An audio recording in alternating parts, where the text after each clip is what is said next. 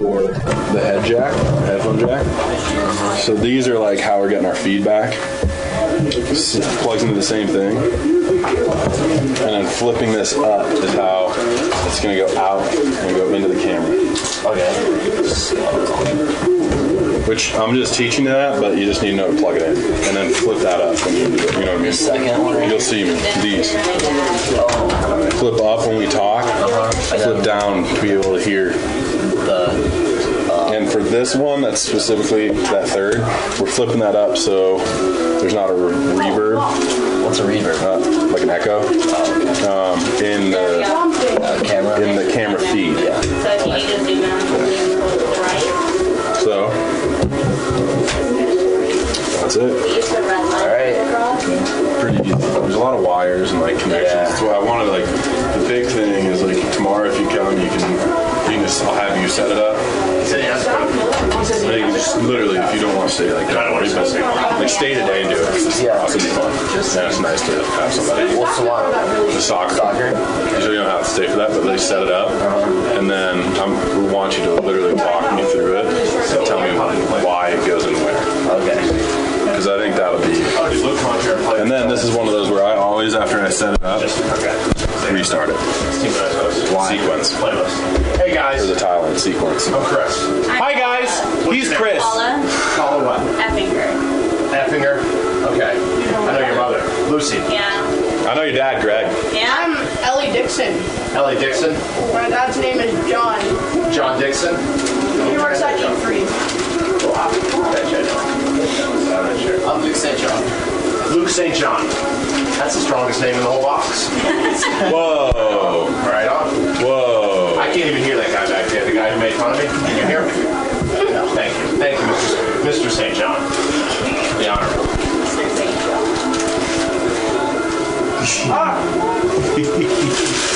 You gonna take me on one of those trips to Toronto? Yeah. To see like seriously, if I could just see the to see this hockey Hall of Fame. Yeah. Okay. Do you know what you're doing on that thing? This is his job. I'm just doing it for him. That's nice of you. Will it just go in?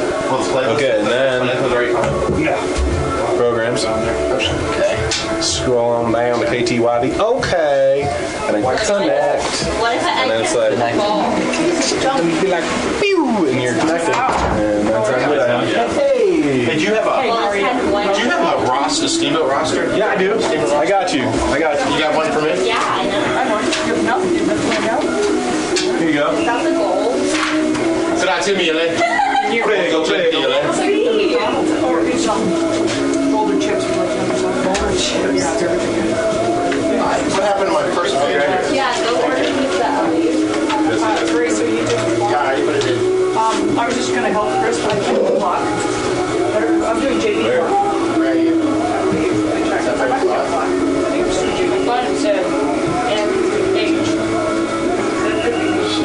It's not getting better. No. He doesn't want. As for my team, just without the team, take the W.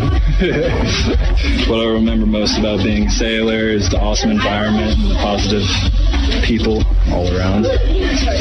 And I'm Caden. I'm a senior in SSHS, and I'm proud to be a sailor. You've just heard the Sailor Spotlight on Fox Sports 98.9. Financial investment. The investments of time, patience, and encouragement our young athletes receive from their coaches, teachers, and mentors.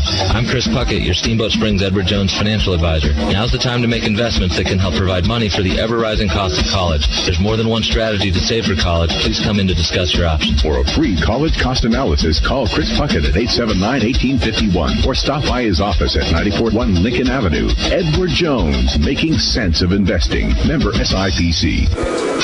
It's time for the Sailor Spotlight. Chance to learn more about your Steamboat sailors. My name is Curtis Malpe, and I'm a senior this year. My number is 24, and I play midi / some sort of attack. I've been playing lacrosse for approximately 10-ish years. I also like hockey, of course, rugby, curling, water polo, pretty much anything on the map. You'll see me playing it. I like to go to college either on the East Coast or the West Coast. Not really too sure where, but one of those two places.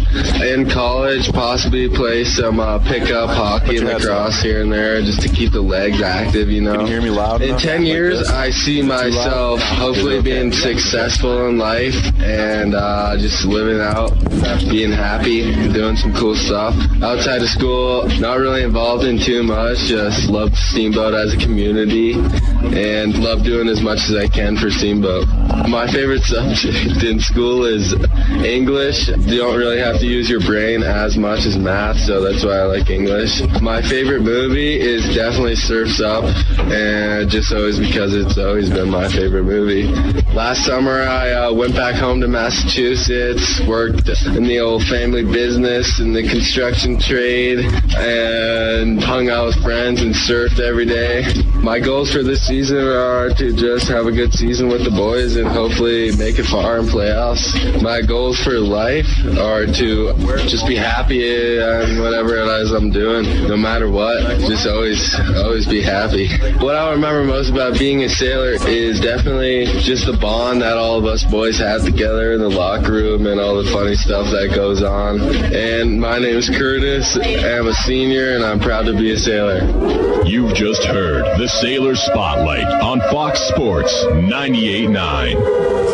The team at Mountain View Car Wash and Detailing Professionals is proud to be supporting Sailor Sports this season. Whether a basic wash or a full detail, we know that the key to providing you with excellent service is teamwork and attention to detail. So while the Sailors are focusing on cleaning up the competition this season, we'll be focusing on cleaning up your vehicle. With affordable washes and a wide variety of detail services, we have the game plan to fit your budget and needs. We are located at the corner of Highway 40 and Trafalgar Drive. Mountain View Car Wash, where you won't get a penalty for having a dirty car.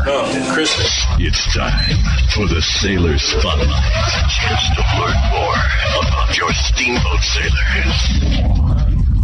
My name is Matthew Kempers. I'm a junior in high school. I am number 16. I play midfield.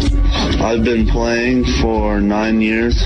I also like to play hockey and I bike race in the fall. I'd like to go to college at CSU or MSU for the ag programs.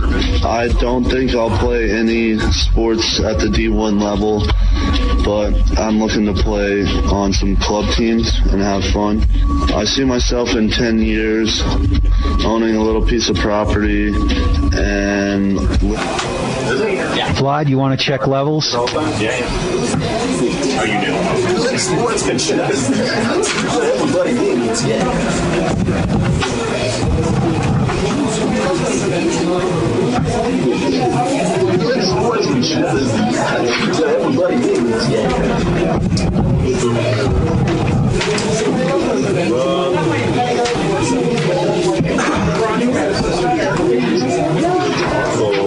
Levels?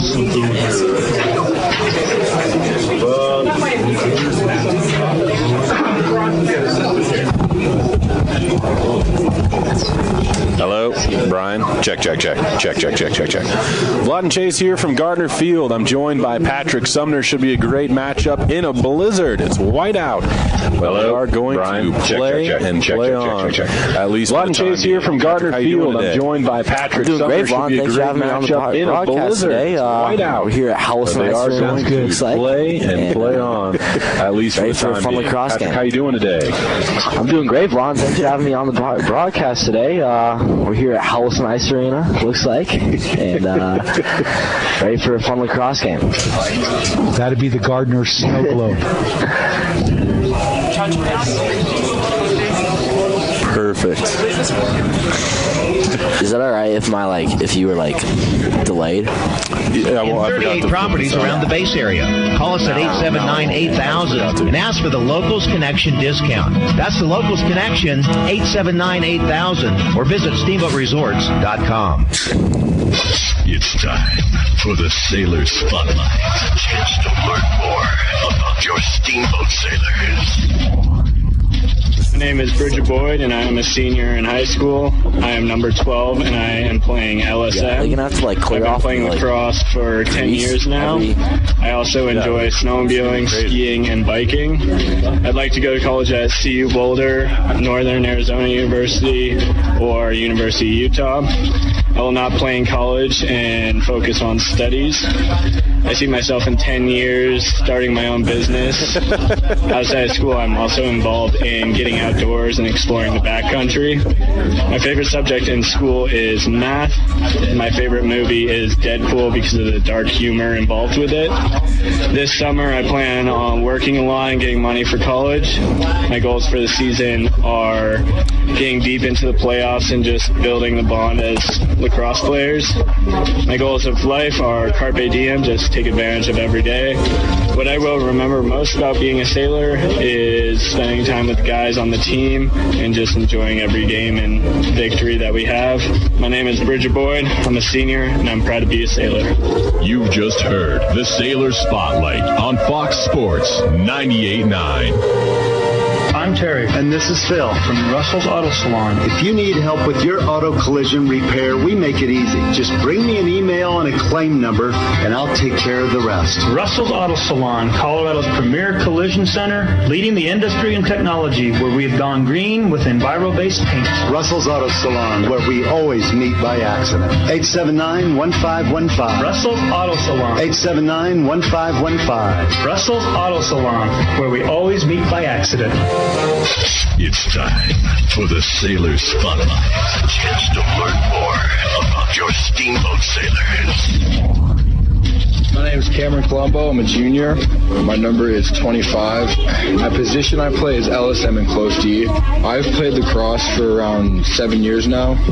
I also like to play hockey. I like to go to college at CU and CSU and Purdue. I will not play in college. I want to focus on my studies. In 10 years, I see myself just living life, having fun. Outside of school, I'm also involved in hanging out with my friends. My favorite subject in school is probably lunch. My favorite movie is Hot Rod because it's super funny. Next summer I will be working, playing some lacrosse, playing some hockey, and hanging out with my friends. My goals for this season are have fun, get deep in the playoffs, and get better. My goals for life are to just make some money and have some fun.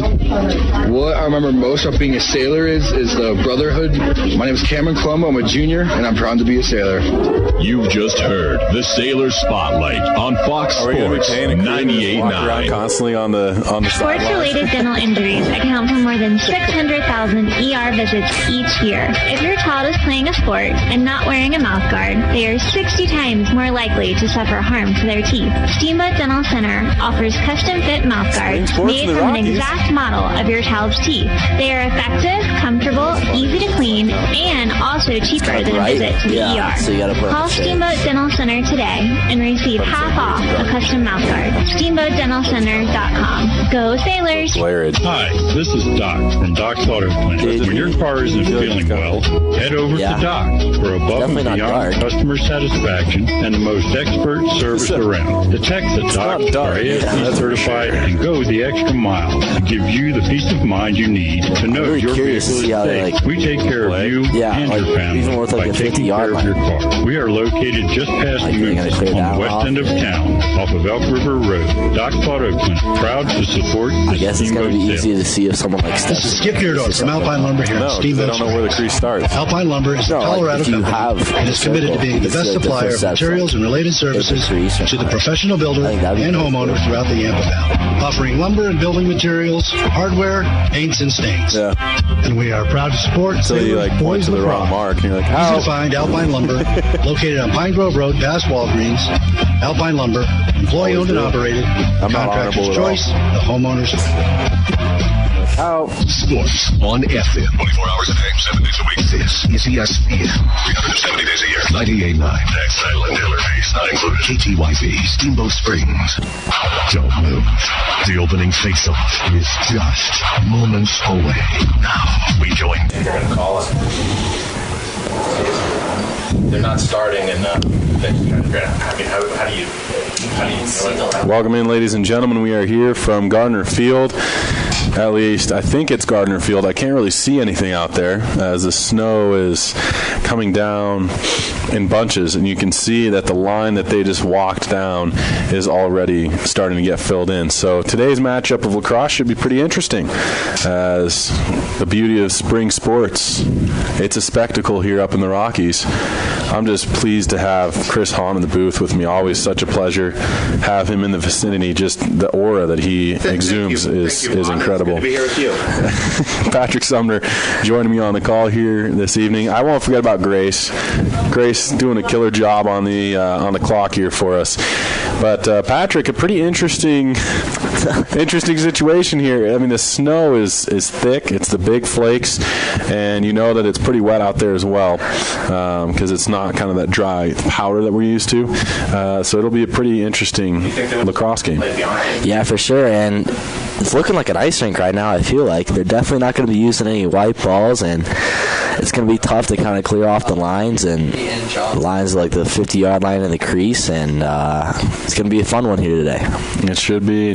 As you can see, the shovels now have gotten broken out here, and they're not even going but maybe 10 yards and having to turn off and dump what snow has already accumulated. It's going to be a battle with the elements, but these two teams should go back and forth unless they're potentially saying that we're not going to play it.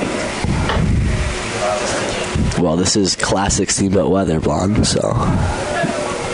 It's not like we can really drive 5 miles, but we could wait 5 minutes and it may clear up. You just never know. But now we're seeing that Eagle Valley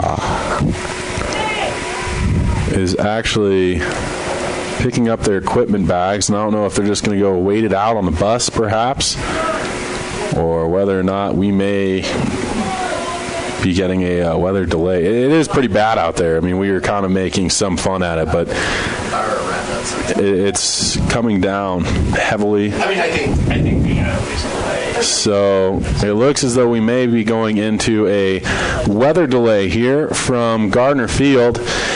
We're going to rejoin Fox Sports programming here, and keep your dials locked in because we'll be coming back for this game. Hopefully we'll be coming back for this game here today. Otherwise, it may just be one of those that is a postponement. But from what I was hearing, this is kind of just a small little squall that should hopefully pass inside of 10 to 20 minutes. 18 minutes. 17 to 18 is what I'm hearing from Chris St. Hahn. So definitely a very verified source here. So we'll rejoin Fox Sports programming for the moment, and hopefully we'll be back in short order for the opening face-off here for your Steamboat Sailors boys lacrosse team.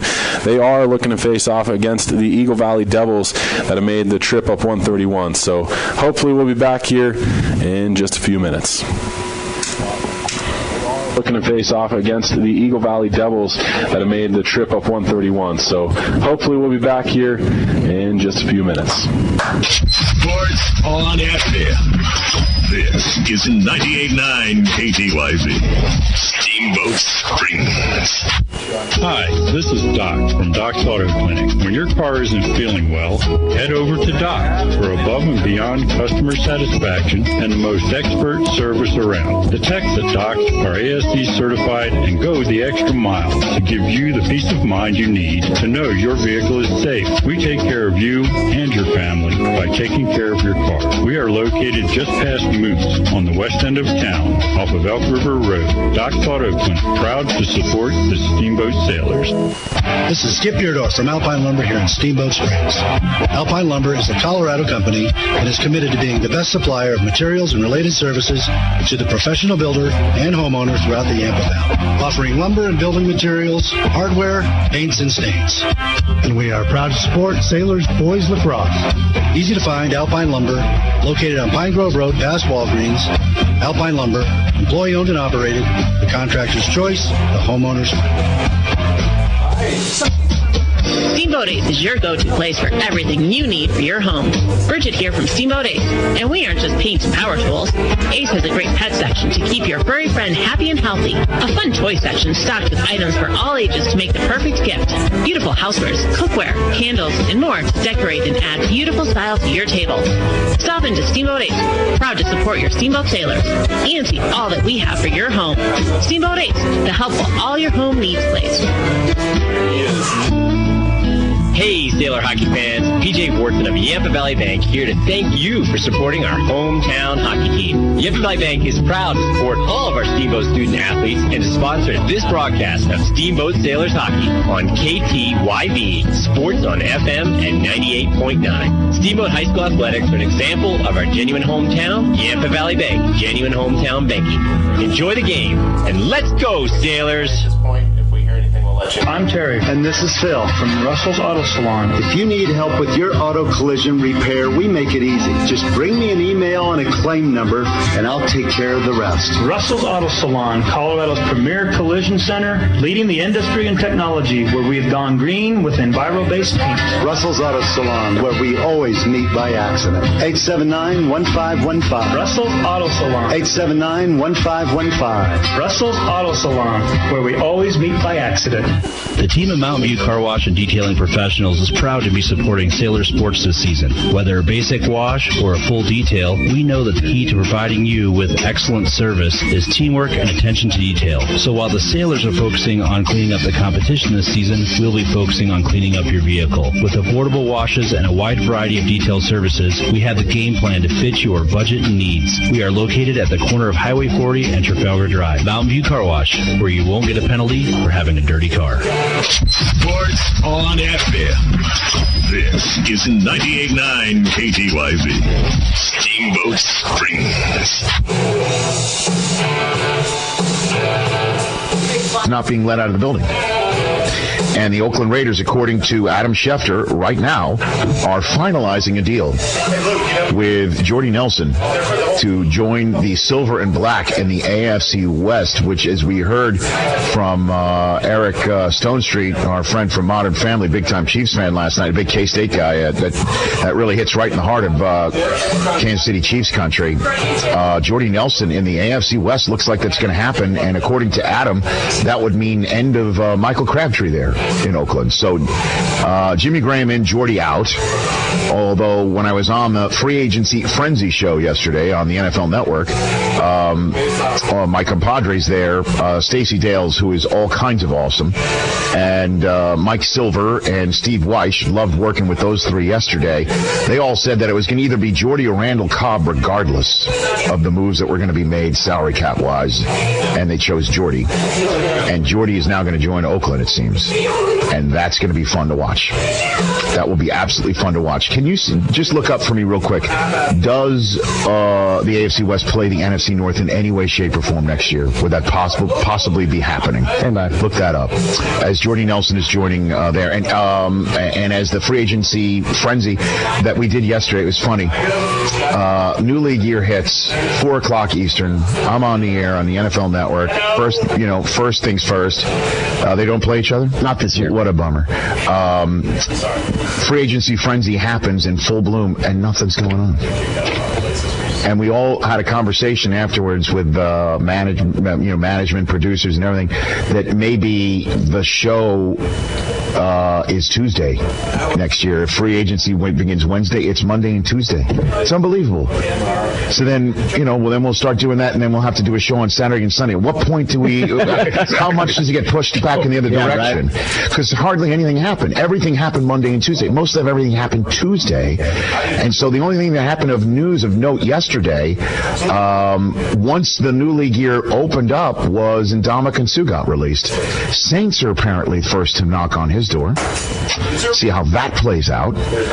And Tyrann Mathieu out there. See how that plays out. And we were having a conversation on the Free Agency Frenzy show, talking about the Patriots and what happened to them, and how the Titans took their running back and then their cornerback, who was suited up but didn't play in the Super Bowl, took both Dion Lewis and took Malcolm Butler, and the Giants have taken Nate Solder, and Danny Amendola is now in Miami. And what does this all mean? And then the supposition supposition was, well, the Patriots aren't going to be threatened in the AFC East, or maybe the AFC as a whole. And I raised my hand. I'm like, what about the Jacksonville Jaguars? They went out and got Norwell from Carolina, easily the best offensive lineman on the free agent market, with due respect to Nate Solder. They run the ball. They play defense. They have a quarterback there who is a maker of stars, remover of tarps. First of his name from House Bortles, Blake Bortles. Continuing on there, Marquise Lee brought back Leonard Fournette, year 2. Great defense, kept together with Paz Lesney retiring. Other than that, they're right there. A.J. Boye, who I think, if I'm not mistaken, must have the most mispronounced name in the NFL. A.J. Booyah, A.J. Bouye, right? A.J. Bois, A.J. Don Bowie. All words. He's here. And by the way, he plays for the team whose name is definitely the most mispronounced team name. Jaguar. Jaguars. Jim Nantz says Jaguar. Does he really? Yes. It's. There's no W in there. There's no W. It's not Jaguar. There's no I. So we'll hash it all out with A.J. Boyd. Oh, man. Duval, I think. The Duval County. Yeah, the Duval County. Duval, so he's here. Greg Jennings as well. I wanted, in this first hour, also hit Baker Mayfield's pro day. What I thought of it, what I saw, and what is the narrative that's being put out there about him still, that he's not going to be able to bust out of, and that he's kind of playing into, and I kind of dig that. Baker Mayfield is on tomorrow's program, which will be good. And then 1 week from tomorrow, right here in studio, unless a team knocks on his door and says, we need to fly you somewhere for a private workout, Josh Rosen is scheduled to be on this show 1 week from tomorrow, in person, in studio. He's having his pro day today. It's all heating up. And free agency has started, and guess what? I don't think it's affected the quarterback draft one bit. Because the Vikings took Kirk Cousins, and everybody else that's quarterback needy has by the way, this is the new term. You know, I know Dan Patrick's show likes to have fun saying set the edge was the 2017 term. It was a term for the 2017. I think that's true. NFL season, set the edge. If you need anything, sir, go. And I would probably give the check mark to that.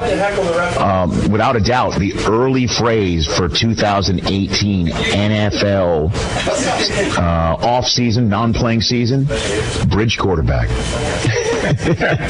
Well, I'll tell you what, there are a lot of those that were signed this week. Bridge quarterback. Tyrod Taylor, bridge quarterback.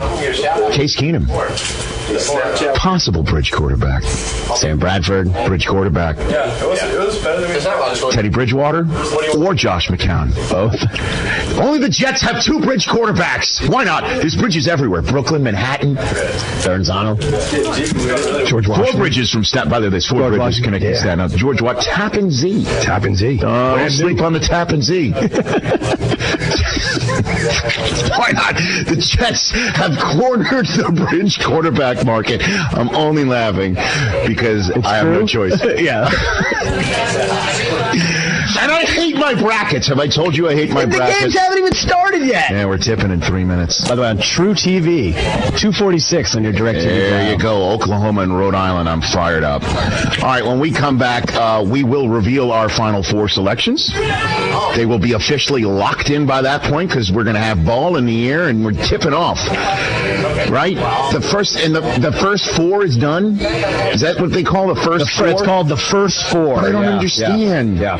Because there were 4 teams that played Tuesday. Are they the first 4? Yeah. Or if they are the first 4, that makes last night's teams the second 4, unless the 4 winners of the 4 games are the first 4. Yes.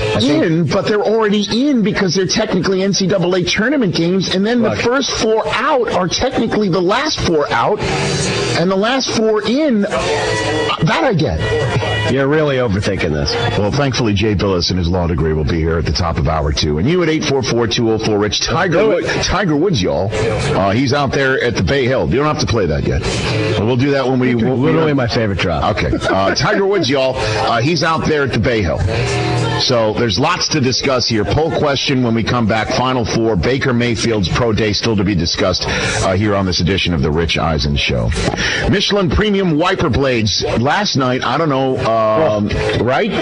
All of a sudden... Like 11:30 Pacific time? I did not know there was rain in the forecast. And then, for me, it was 4 in the morning. Oh, okay. Boom. Man, hitting the side of the... So, good thing... It was loud. Good thing I put Michelin Premium Wiper Blades on my windows at home, which sounds very extravagant, but I do want a streak-free, long-lasting, all-season view of what I have at my house. Right, of course. At any rate, it's great because you never know when bad weather might hit sometimes. Certainly when you're in the Midwest, where I've spent many years where it looks beautiful one minute, next minute here comes a rainstorm, snowstorm, wintry mix, what have you. And the Michelin Premium Wiper Blades, the engineers have worked hard to develop the perfect blades for you in any weather. You receive unparalleled, streak-free, long-lasting, all-season performance because the Smart Flex technology means they flex right to the curve of your windshield. Go to Walmart, Pep Boys, Amazon, and other retailers and say the Rich Eisen Show sent me to check out the Michelin Premium Wiper Blades. The Rich Eisen Show. Download podcasts at richeisenshow.com.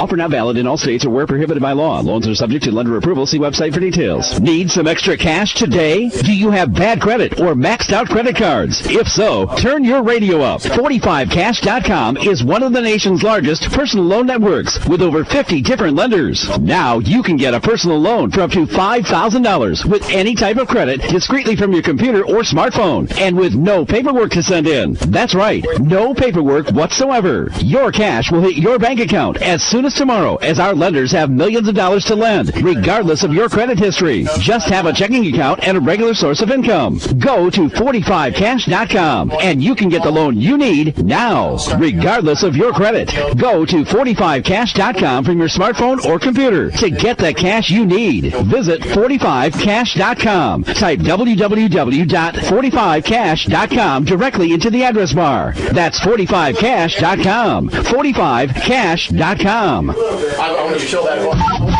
This is JT the Brick with Tom Looney. John Calipari was on He's always talking about how young his guys are. Oh, yes. We're so young. How they're getting the shaft. How difficult it is. Yeah. Well, he's on to something. It's tough to keep those great young super freshmen for more than 1 or 2 years. Yeah, I'd love to coach guys for 4 years, but not at the expense of keep holding a kid back. I mean, we've got 30 guys in the NBA. They make over $1 billion. It's a really good soundbite. I mean, that's what he means. Yeah. He wants to be the guy who has all of those NBA. Imagine what it must look at Cal's house every year when it's his birthday and all those NBA players send him gift baskets. Yeah, all of a sudden his wife comes up and goes, "Hey, honey, you got there's a UPS truck outside. Not one package, the whole truck is full of all your birthday Somebody sent you a gifts." Tag Heuer watch. Is that good? This is JT the Brick with Tom Looney. It's incredible. Absolutely amazing. Weekdays at 8 p.m. Eastern, 5 p.m. Pacific on Fox Sports Radio. Hear that? That's the sound of safety and the sound of your family's belongings staying where they belong. In times like these, it's important to know how to protect your home, your family, and your valuables. A good strong lock on a solid door and frame can make a huge difference. Most burglars will spend no longer than a minute trying to break in. That's only as long as this radio announcement. Remember to lock your doors and windows. Even the best locks can't protect you unless you use them. Install bright outdoor lighting. If you have an alarm system, use it and post signs that say your home has an alarm.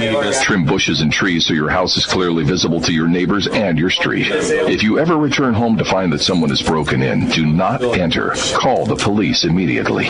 To learn more on how to keep your home and family safe, visit ncpc.org. That's ncpc.org. Let's all work together to keep our homes safe and sound. A message from the U.S. Department of Justice, National Crime Prevention Council, and the Ad Council. You're listening to the Doug Gottlieb Show. Now, if you can't understand the difference between basketball and football, and I don't think any player, even Christian McCaffrey, should sit out of a bowl game. Christian McCaffrey, and you can tell me that the Stanford guys were cool with it, but you mean to tell me for 2 years everything we do, everything we run is based upon having Christian McCaffrey, and then our last game together you're like, you know what, my future's more important than everybody else. I don't like that. That's not being a good teammate. That's not what the whole thing is supposed to be about. It's supposed to learn. But whatever, it's football. I do at least appreciate that at the running back position, you got a limited tread life. You just do. And, any hit could be your last. Like, are we really getting into this with Chimezie Metu and injuries in basketball? Like, medical technology is amazing. We're taking like a completely old school approach to there aren't many career-ending injuries, and the number of injuries are slim. The Doug Gottlieb Show. He's good. He really is. Weekdays at 3 p.m. Eastern, noon Pacific. On Fox Sports Radio. This is what we're talking about. One hand slam and you rock the shots. 3. Got it at the buzzer. The defense. The steal. Lays it in. Your school. Your bracket. Put on your dance. This is what it's all about. From 68 to 1. Number 1. From on the court to off. We found a way to win and live to fight another day. Your NCAA tourney action is covered right here. He just stepped down the baseline. This is Fox Sports Radio. Okay. FS1. Don't laugh! This ain't reality TV! To find FS1 on your television, go to foxsports.com for details. FS1.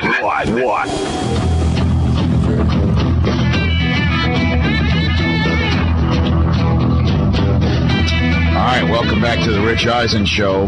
All right, Brockman, I was going to go in one direction, but you just said in my ear, coming back from break, something. What do you got over there? Yeah, more changes in Miami for the Dolphins. Like Adam Schefter reporting, center Mike Pouncey has requested his release. Miami expected to grant it today. What is happening in Miami, man? What is happening in Miami? They lowered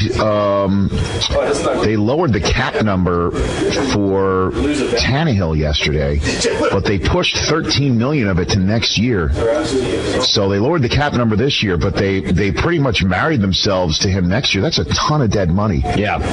$13 million would be an absurd amount of dead money. The Cowboys are dealing with cap issues right now.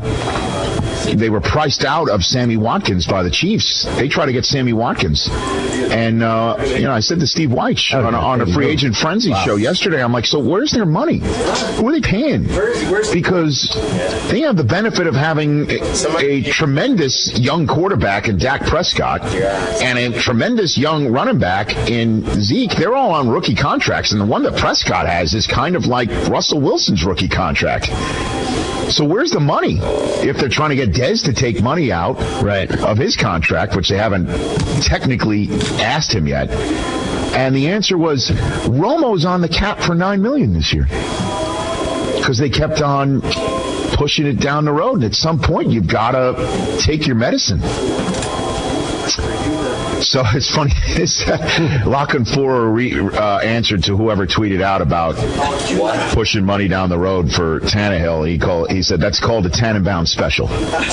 Yeah, Jet fans will know that's what Tannenbaum.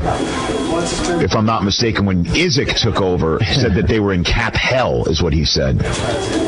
What do you got over? He doesn't have the John Izek drop ready. You're looking at it right there. Releasing Pouncey would create $7 million in cap. Who are they going to spend it on? Oh, no. Who are they going to spend it on? I guess so. All right, so that's what's going on in the NFL right now.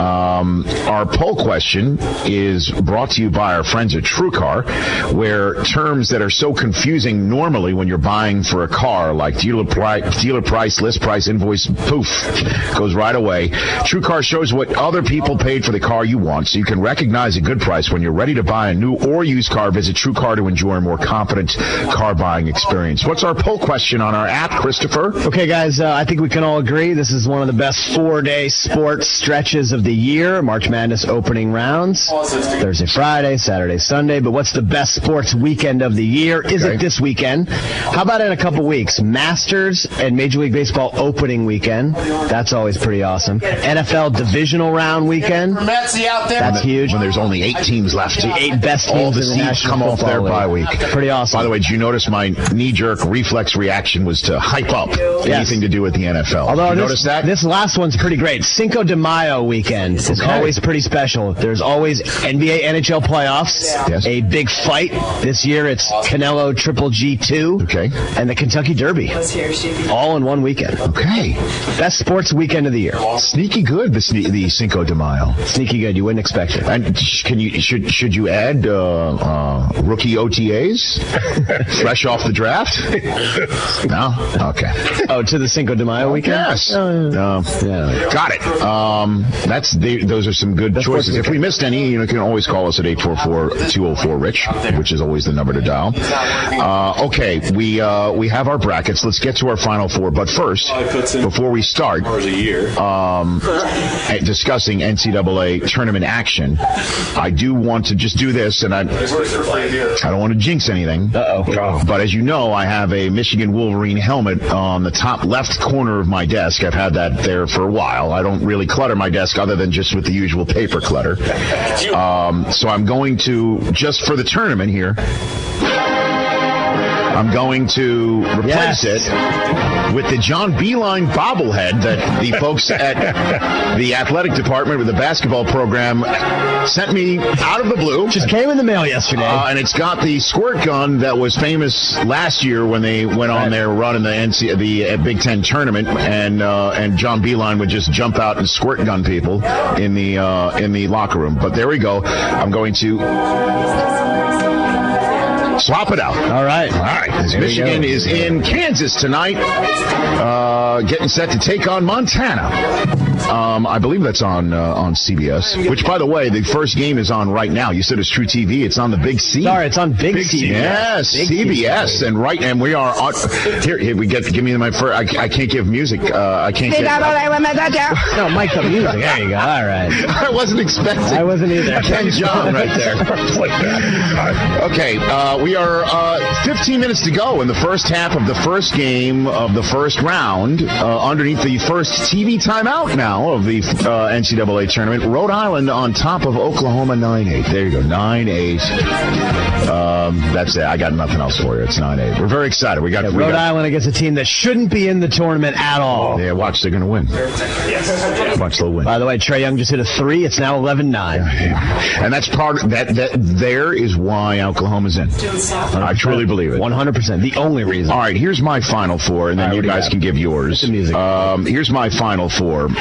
In the East, I've got Villanova. I've got Villanova advancing. Yep. In the Midwest, I've got Duke. Dukies. I've got Duke. Ooh, okay. Because I just feel that Grayson Allen is going to have one last run before he gets run out of the NCAA. He is out of eligibility, correct? One last trip one last trip to the Final Four. One last hip check to the Final Four. Yes. Got it. I've got Xavier out of the West. I had Michigan beating North Carolina because I just could not, in my heart of hearts, choose Carolina over Michigan. With all due respect to my look to the heavens, and I say that to Stuart Scott. He knows that deep down there's no chance I could possibly do that. But I stopped. I had Xavier beating Michigan in the Elite Eight just because I just don't want to jinx it, to be very honest with you. Fair. And then when I heard him on the elliptical yesterday, and I heard it in his voice, he's got all these kids that don't know any better, and they're red hot. Come on. Yeah, I took Coach Cal. I got Coach Cal beating Virginia in the Sweet 16 and then taking out Cincinnati in the Elite Eight to cut down the Nets in Atlanta to win the South. And then I have Villanova beating Xavier to win it all. That is my Final Four. That's the way my bracket's going down. What say you guys? What do you got over there, Christopher? All right, I'm with you in the East, Rich. I like Villanova, one of the best teams in the country this year. You know what? In the Midwest, yes. H to the Izzo, man. It's just something about that Michigan State team. Big Ten, one of the best conferences this year. I like Michigan State to the Final Four. Down in the West, Sorry to say, guys, I got UNC beating Gonzaga to get to the Final Four. Would be their third And you hopped on the Arizona train. And I'm on with Arizona. Look, they have the best player in the tournament. And you got State over Arizona to win it all. Michigan and I like State. the all FBI championship game. Okay. Michigan State over Arizona. Gosh. What do you have over there? Okay, starting in the East, I got my Big East people, Nova, to come out there. All right, just give us the names. Michigan State. I got to cut Midwest. you off at Big East people. They are my peeps. Okay.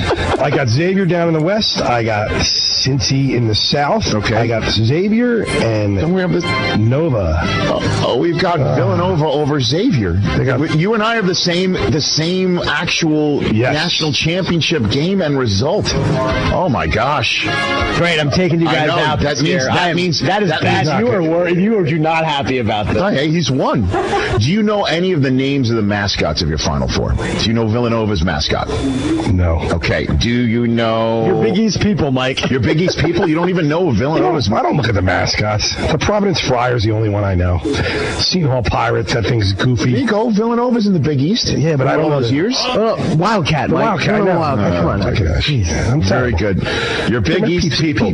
Yeah, and so when you're at the board doing all the Big East games for Fox Sports, not paying attention to the mascots. You're not paying attention to anything. And I love mascots. I should know all the mascots. I do. So you know none of them. You know none of them. I'm bad at mascots. Oh, okay. Oh my God. I love mascots but too. I'm bad at mascots. I just like them. Yeah. Well, here's the deal. I don't have my kids in front of me. We're going against Xander for the makeup. Brockman, this could be really good for you because I think he's got Villanova over Xavier too. All right. I think he took Xavier all the way because they both start with the letter X. Xander's makeup has Virginia to the Final Four. They're out. Mm-hmm. Villanova, Duke, and Xavier with let's see, Villanova over Xavier.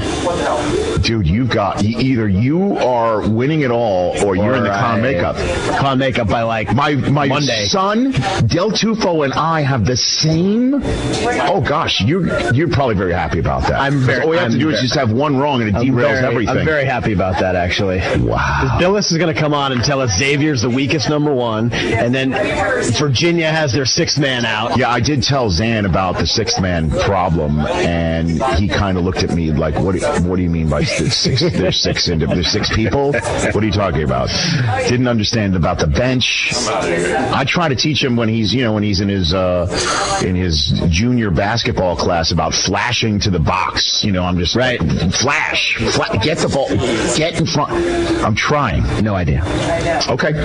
And Josh Dumel has, I believe, Arizona against Duke. Is that who he's got in his? Josh Dumel has Arizona, Purdue, North Carolina, and Duke. Arizona over Duke. Okay, there we go. What do you have? If you want to call us up, we'll listen to you. 844-204-RICH, number to dial. We'll keep you up to speed on what's going on in the NCAA tournament. Jay Billis to join us.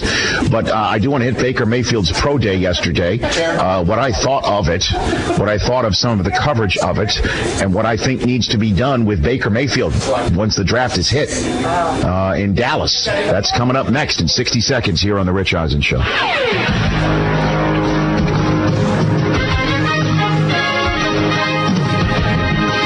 This is The Rich Eisen Show. Tiger Woods has won a record 8 times at the Arnold Palmer Invitational, and in fact, at one point today, Tiger had to share the lead, but a double bogey on 12 pushed him back. He's currently now 1 off the lead at 2 under par through 14 holes. Among the leaders at 3 under are Zach Johnson and Justin Rose. And by the way, with a strong start today, Vegas has moved Tiger up to the 8-1 favorite to win the Masters. He's slightly ahead of Dustin Johnson and Justin Thomas, who are each 9-1.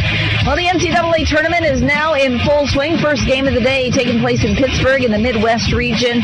It is 7 seed Rhode Island with a 16-15 early lead over Trae Young, and 10 seed Oklahoma. 12-15 from Dallas in the South region. It's number 3 seed Tennessee taking on 14 seed Wright State. News from the NFL. Veteran center Mike Pouncey is requesting his release from the Miami Dolphins. I'm Deb Carson. We are Buckhorns. I didn't say anything. Okay. That's why. Don't laugh! This ain't reality TV! your television. Go to foxsports.com for details. FS1. All right, Wright State and Tennessee warming up. That's on True TV. Meanwhile, on CBS, America's most watched network, Rhode Island with a 1-point lead, 11:53 to go in the first half. We've got March Madness people. Jay Billis joining us shortly. And while Oklahoma is playing in the first game of the NCAA tournament first round, Baker Mayfield on the campus of Oklahoma yesterday was first up in the big pro days of the, I guess, Big Five quarterbacks that are out there. The Big Five quarterbacks with first-round grades going into this draft: Lamar Jackson, Sam Darnold, Josh Allen. And then today on the campus in Westwood, just up the 405, you hang a left when you get to Wilshire Boulevard. You hang a right, actually, if you're coming from where we are. You're on the campus where Josh Rosen is spinning it like he's on Shabbos. That's today. He's on the show a week from tomorrow in person, unless somebody calls him up and says, let's get him in for a private workout. It's a little early. By the way, do you have a lozenge over there? Yeah, I got one. So, but it might be too early. You know, private workouts usually April-ish anyway. And then yesterday there was Baker Mayfield out there looking all Cobra Kai, right? A lot of Karate Kid references as he took what do we call that? What do we call that? Headband, and with a swoosh on it, and he's all Nike'd out. And here, and he had a nice pro day. Showed it live on the NFL Network. I mean, the ball explodes out of his hand much better than you would think for someone his size. Okay. And then ESPN had him as well. He had this to say when he chatted with the worldwide leader in sports. Mayock had a great conversation with him that I would send you all to NFL.com to check out. But this is what he had to say to the worldwide leader. Did you have that, Mike Del Tufo? Go for it. Do you have a sense that your draft stock is gone up since the end of the season? Do you feel like you've even enhanced your profile since then? Absolutely. I feel like I put myself in a good spot here to, be considered the best quarterback in the draft. No matter the height question or people, question the character. I think, these meetings have been great for me. So I put myself in a good spot, and it's kind of interesting to think about, before the season they had me at a 3rd or 4th round grade, and now it's improved a little bit. Yeah, it has indeed. Let's put it that way, improved a little bit. So then I'm doing the brackets on the worldwide leader with my kids. So I couldn't help but notice on the headline stack last night, it's not there anymore because Floyd Mayweather says he's working out to do MMA. Oh, geez. And Tiger has been made the favorite in the town where Mo Green has no signpost or plaque. Yeah. He's made the favorite for the Masters. Yes, sir. That right now on the headline stack. So the headline stack: Mayfield at Pro Day, stock rising to be best QB. That's the headline. That's the clickbait, because here's just another example of Baker Mayfield. At least this is the way I took it. Maybe I'm a little cynical, being in the business for 20 plus years I have been. Here's Baker Mayfield tooting his own horn again. Here's cocky Baker saying that he's got his stock's rising after the combine and his pro day to be the best quarterback. Got a victory lap. Cocky Baker Mayfield. How about you finish your job first, man? What's the guy supposed to answer to the question when he's asked about has your stock rising? What's he supposed to say? What's he supposed to say? By the way, when he is in, I'm trying to remember the last time we were entering NCAA tournament time, mid-March, pre-pro days, when it really was kind of a toss-up amongst four. Because I don't think anybody's putting Lamar Jackson in the top 10 yet. No, I don't think so. But four quarterbacks. Any of the four quarterbacks that I've mentioned outside of Lamar Jackson, if they go first overall to Cleveland, they wouldn't be much of a surprise. 4th overall.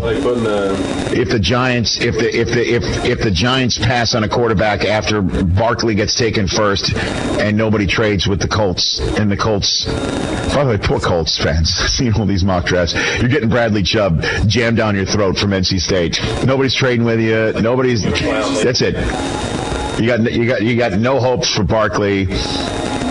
But 4th overall, if they take Baker Mayfield 4th, or Allen, or Darnold, or Rosen, I don't think anybody would be surprised. Yeah, What's this kid supposed to respond to that?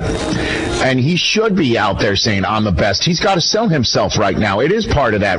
Josh Rosen's going to, I'm telling you, I've seen this before. All the reports are going to come out of Westwood today, how well he threw it, how he's the most natural thrower of the football. He is the most pro-ready, but he's a spoiled brat. That's going to be what you hear about Josh Rosen, even though he hasn't shown that at all at the Combine in any of the interviews. And I guarantee you when he shows up next Friday, you'll see what I saw at the Super Bowl, which is like a normal kid with a head on his shoulders and a brain in his head, and an incredibly gifted athlete, and somebody who does question authority every now and then.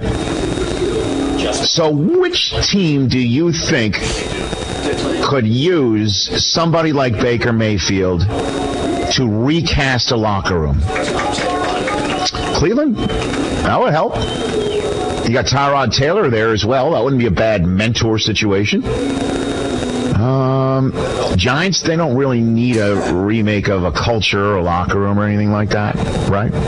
Colts, they got Luck, and Cleveland again at 4. Does Denver need a culture change or a locker room change in a way? Or somebody comes in and says, I'm here, and you don't know what you're coming to get right now, and you come get a piece of us? Who chooses 6th overall? The New York Jets, I've told you, and I know they're so upset about losing Kirk Cousins to the point that they they were drunk on shore leave, Where do you think? looking for bridge quarterbacks. If you're a bridge quarterback, they were interested in over the last 24 hours because they were kicked to the curb by Kirk Cousins, and nobody has yet to tell me an actual number that the Jets put on the table for Kirk Cousins. Haven't seen that yet. And I'm sure it was 9 figures. The way that I've been told the Jets were so upset that they missed out on him, and they turned to Plan B. And Jamal Adams, who they chose first in the first round last year. I've said it before. I will say it again. This kid has it all over him. When we had him on the phone day before or day of the draft last year from Philadelphia on our show last year, when I met him in person, post-game Thursday Night Football after the Jets spanked the Bills on national television, he's got it. He's got that. I don't care what the hell's happened here for the New York Jets. And unlike the coach who had that bravado in the first 2 years of the ground and pound Sanchez years, he can actually walk the walk. So there's like 2 out of 3 for a long time. And the team's going to follow him. They need that at quarterback. And Josh McCown is not the future. He is a great mentor. Perfect for somebody like Baker Mayfield. You want to teach Baker what it's like to be a pro? How, yes, use that fire within, but don't get triggered. But use that fire. To the playoffs and the A-League. And then there'd be some times with me as a coach, and I know this is not in Todd Bowles, I'd say, look, Baker, when we go to Gillette, everybody you see there, the Red Sox hats on and the Patriots hats on, and Pat the Patriot this and all that, they're your Kansas. Act like they didn't shake your hand. You would know.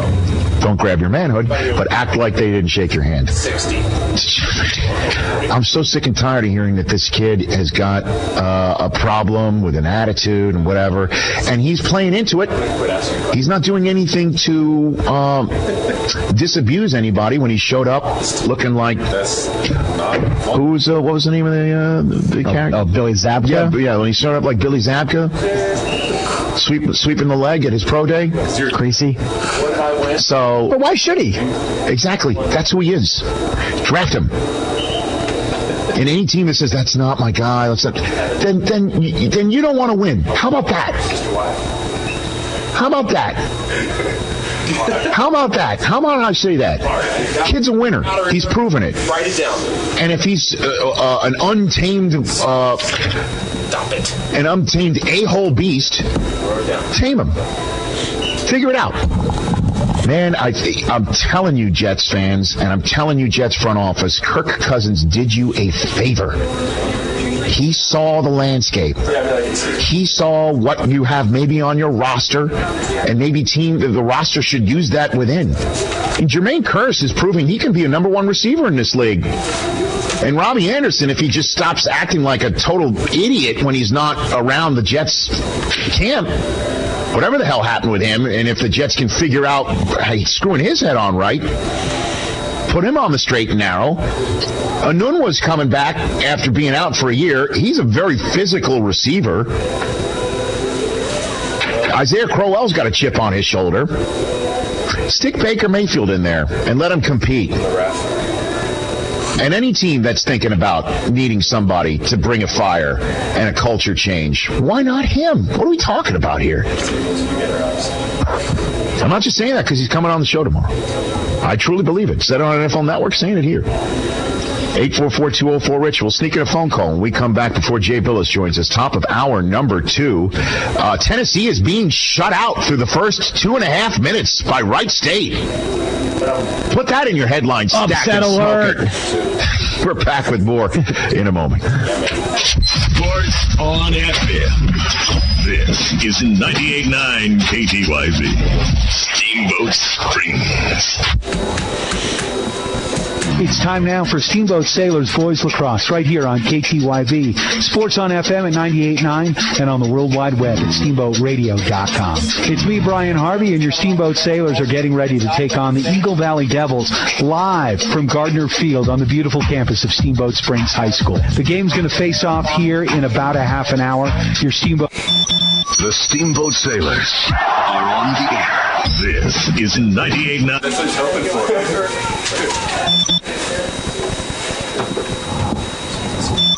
The Steamboat Sailors are on the air. This is 98.9 KTYV. Bringing you Steamboat Sailors Lacrosse. Sponsored by Docs Auto Clinic, Yampa Valley Bank, Alpine Lumber, Mountain View Car Wash, Steamboat Dental Center, and Chris Bucket with Edward Jones. Get on SteamboatRadio.com and watch the game live. Check out the complete schedule while you're there. Steamboat Sailors Lacrosse was also brought to you by Steamboat Ace Hardware, Allstate Insurance, the Allison Agency, UC Health Yampa Valley Medical Center, Russell's Auto Salon, and Steamboat Resorts by Wyndham Vacation Rentals. Our sponsors support the sailors. So please support our sponsors.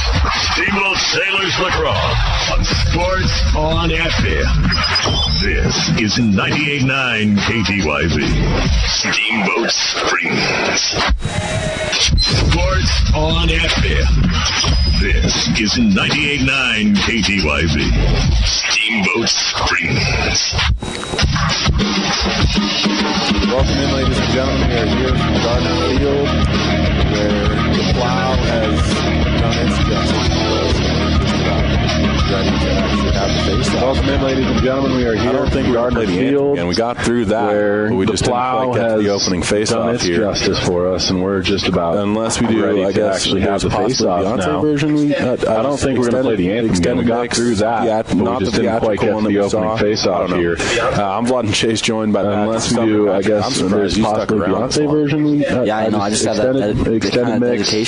Not the theatrical one that we saw. I don't know. Good stuff. I'm Vlad and Chase, joined by Patrick Sumner. Patrick, I'm surprised you stuck around. Both teams. Yeah, I know. I just have that kind of dedication. Away with this matchup, as there were a lot of little extra time to once again shake out the lactic acid, and hopefully both teams we're just about set to get underway with Steamboat Sailors up as their home white. There were a lot of little extra time to once again shake out the lactic acid, and hopefully forms white numbers about set for some lacrosse here. Steamboat Sailors donning their home white uniforms, red numbers and trim. Patrick 15, Eagle Valley on the other side of the ball, going to wear their black uniforms. I don't know that this is necessarily what they wanted to have to deal with. It's a 45-minute coming off snow that tough loss against Thompson Valley yesterday. Patrick 15-5 focus for the game, but they have some good. I don't know that this is necessarily what they wanted to have to deal with. It's a 45-minute snow delay. Your Sailors. Yeah, I would imagine that's kind of hard to keep your focus for the game. Coaching staff, Eagle Valley. They have some good motivation coming off the tough loss from yesterday, and hopefully they can bounce back today. Because already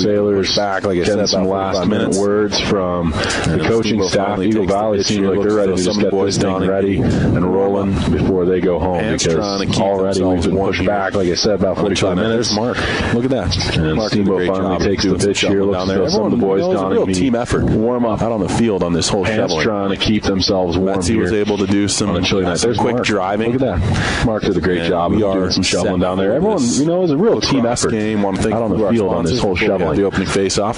Betsy was able to do some quick driving. The Valley Bank TMR is only locally owned bank member FDIC. Lacrosse game. Want to thank our sponsors before we have the opening face-off. Homeowners Cox Auto Clinic, taking care of you by taking care of your car. Center, Dentistry Design. The Valley Bank, the Valley's only locally owned bank member FDIC, and Alpine Lumber, employee-owned and operated contractor's choice competition, homeowner's friend. McDonald's on Highway about 40. Steamboat Dental Center, Dentistry Design for you. Visit Dr. Woody and the team. We're checking them out online. SteamboatDentalCenter.com to see it. Mountain View Car Wash, helping the Sailors clean the competition between town and McDonald's on Highway 40. Get the start for Steamboat. And I was talking to Brian before the game, Patrick, and that is one thing that Steamboat does an excellent job of, and that is kind of rotating through their goalies and making sure that Steamboat. At any and I was talking to Brian before the game, Patrick, and that is one thing that Steamboat does an excellent job of, and that is kind of you can rotating through their goalies and making sure that you got a little bit at any given year they're going to have someone who's had varsity experience. Exactly. I think there's two they get everybody a little bit of time, which you can kind of speak to from a hockey standpoint. You got a little bit of varsity minutes this year as well. Exactly. I think there's two senior goaltenders on this team. And we're just about set. Steamboat Sailors are going to go right to left on the radio dial here on KTYV 99 Sports on FM. I think he started last game. Like I said, in their home white uniforms. And we're just about set. The Steamboat Sailors are going to go right to left on the radio dial here on KTYV 99 Sports on FM. Of the afternoon. Like I said, in their home white uniforms. Kieran Hahn gains the box going to take his initial face-off, and he scoops it up. Fakes a pass. He opens up a lane. Hahn is into the slot here, shoots, and misses on the jump shot. Gains the box as he runs through it, and will cradle, fakes a pass. He opens up a lane. Hahn is into the slot here, shoots, and misses on the jump shot. He's a sophomore, and he's not small. Slam dunk. Worked around to Mason Yurkak is the goaltender for Eagle Valley, who's starting the game here. He's a sophomore. Into the slot area, now turns back again and fires a pass down low. To Will Eck. He's at the top of the box by Davis Peterson, who's going to try and just make a run around a defender. Make his way to the far side of the goal. Tries to tuck one home. He does. Davis Peterson opens up the scoring, and it's 1-0 Steamboat as he came out on the far side of the goal and just kept it low and hard. And going to make his way to the far side of the goal. Tries to tuck one home. He does. Davis Peterson opens up the scoring, and it's 1-0 Steamboat as he came out on the far side of the goal and just kept it low and hard and goes right through the 5-hole there of Yurkak, and so it is a 1-0 lead for Steamboat. Great way to respond after. Great way to open the game for Steamboat. Davis just came behind the X position, kind of came up above GLE, almost a backhand to take the face off, and went 5 on the goalie. Great way to respond after that tough loss yesterday, and hopefully they can get some momentum off this goal. Steamboat's going to come back out with McCray Dillingham to take the face-off. A point on the near side. Colombo on the far. Moody. The attackers out there look like it's still Peterson. Pollock Meyer. It is Meyer. Off this face-off. Ball is still loose, and it finally does come down. And I believe eventually comes towards this near sideline here is Valley. Meyer. It is Meyer. He's able to gather off this face-off. Ball is still loose. It's going to go up and field. It finally does come down. Pocket there of Kobe eventually Beaumont. Comes towards this near sideline for the Valley. Picked up by Steamboat. The point gets it gathered in field. Finding Pollock Meyer. And he's just going to go up field. He's got a fast break. And Meyer will go down to Dillingham. Gathers it in, shoots, and a big save there for the netminder. And then Peterson tries to chase it down. Meyer comes up. He's got a fast break. They're going to save and Meyer will go down to Dillingham. Gathers it in, shoots, and a big save there from the netminder. And then Peterson tries to chase it down. Errant feed. That one comes towards the end line. Looked as though they jumped out there. Yurkak able to get a possession. Tough to see the lines for the officiating crew. And in a nice stick check there. And then a loose ball once more. That one comes towards the end line. Looked as though it may have crossed, but again, sort of offense and an interception protection from Peterson. Passes into Dillingham. He goes nice low now. Cradles shoots and scores. McCray Dillingham makes it 2-0. Right now struggling to come out 2 minutes with any sort of Steamboat offense. coming out right now. Interception from Peterson, passes into Dillingham. He goes low now. Cradles shoots and scores. McCray Dillingham makes it 2-0. And we aren't even 2 minutes into this game. Steamboat coming out right now. Picked up the ball. They are just firing on all cylinders. From there. Really nice play from Davis there. Defender had the ball. Davis came up, stick checked him out, and picked up the ball. Nice pass to McCray on the doorstep, and he wasn't going to miss from there. Jonathan Kamitsky on the near side. Now Curtis Maltby comes out to take a face-off. He's going to have help from Bridget Boyd on the far side of the field. And it looks as though men collide, and it looks like a loose ball called there against the near possession here for the Devils, and they're going to get their first chance at offense here. Kicked backwards by Eagle Valley. Has this one in the offensive half. Looks like a loose ball foul called there against Steamboat. Possession here for the Devils, and they're going to get their first chance at offense here as Rice Mercer has this one in the offensive half of midfield line. Into and finally, there is offense Keenan call it now with the ball. Works to the far side, top of the box. Gives a quick little pass. Be passed down by Peterson. And Collins just eventually works his way into X. Taking it there is Bergen Blomquist. Blomquist comes through to the near side. It's Blomquist. Gives a quick little pass up top to Collins. Area. Forced Collins just going to have to gather that one, and he's wearing Peterson. A shot there and a goal. Wow, what a good-looking play. Philip Peterson. It's going to be Blomquist trying to get into the Philip Peterson with the goal there for Eagle Valley. He's going to pass one off to Peterson. A shot there and a goal. Wow, what a good-looking play. Philip Peterson as your Sailors with the goal. Still have the lead. Philip Peterson with the goal there for Eagle Valley. Nice little shake and bake to get away from a defender and a jump shot. 2-1 now. Skipped once and went upstairs. As your Sailors still have the lead. Exactly, you know that ball. It's very hard good looking play there. Nice little shake and bake to get away from a defender and a jump shot that skipped once and went upstairs. The weather as it is on S1. Kind of exactly, you know that ball. It's very hard for a goalie to track once it's the ground, and that's what happened right there. It's on the top shelf.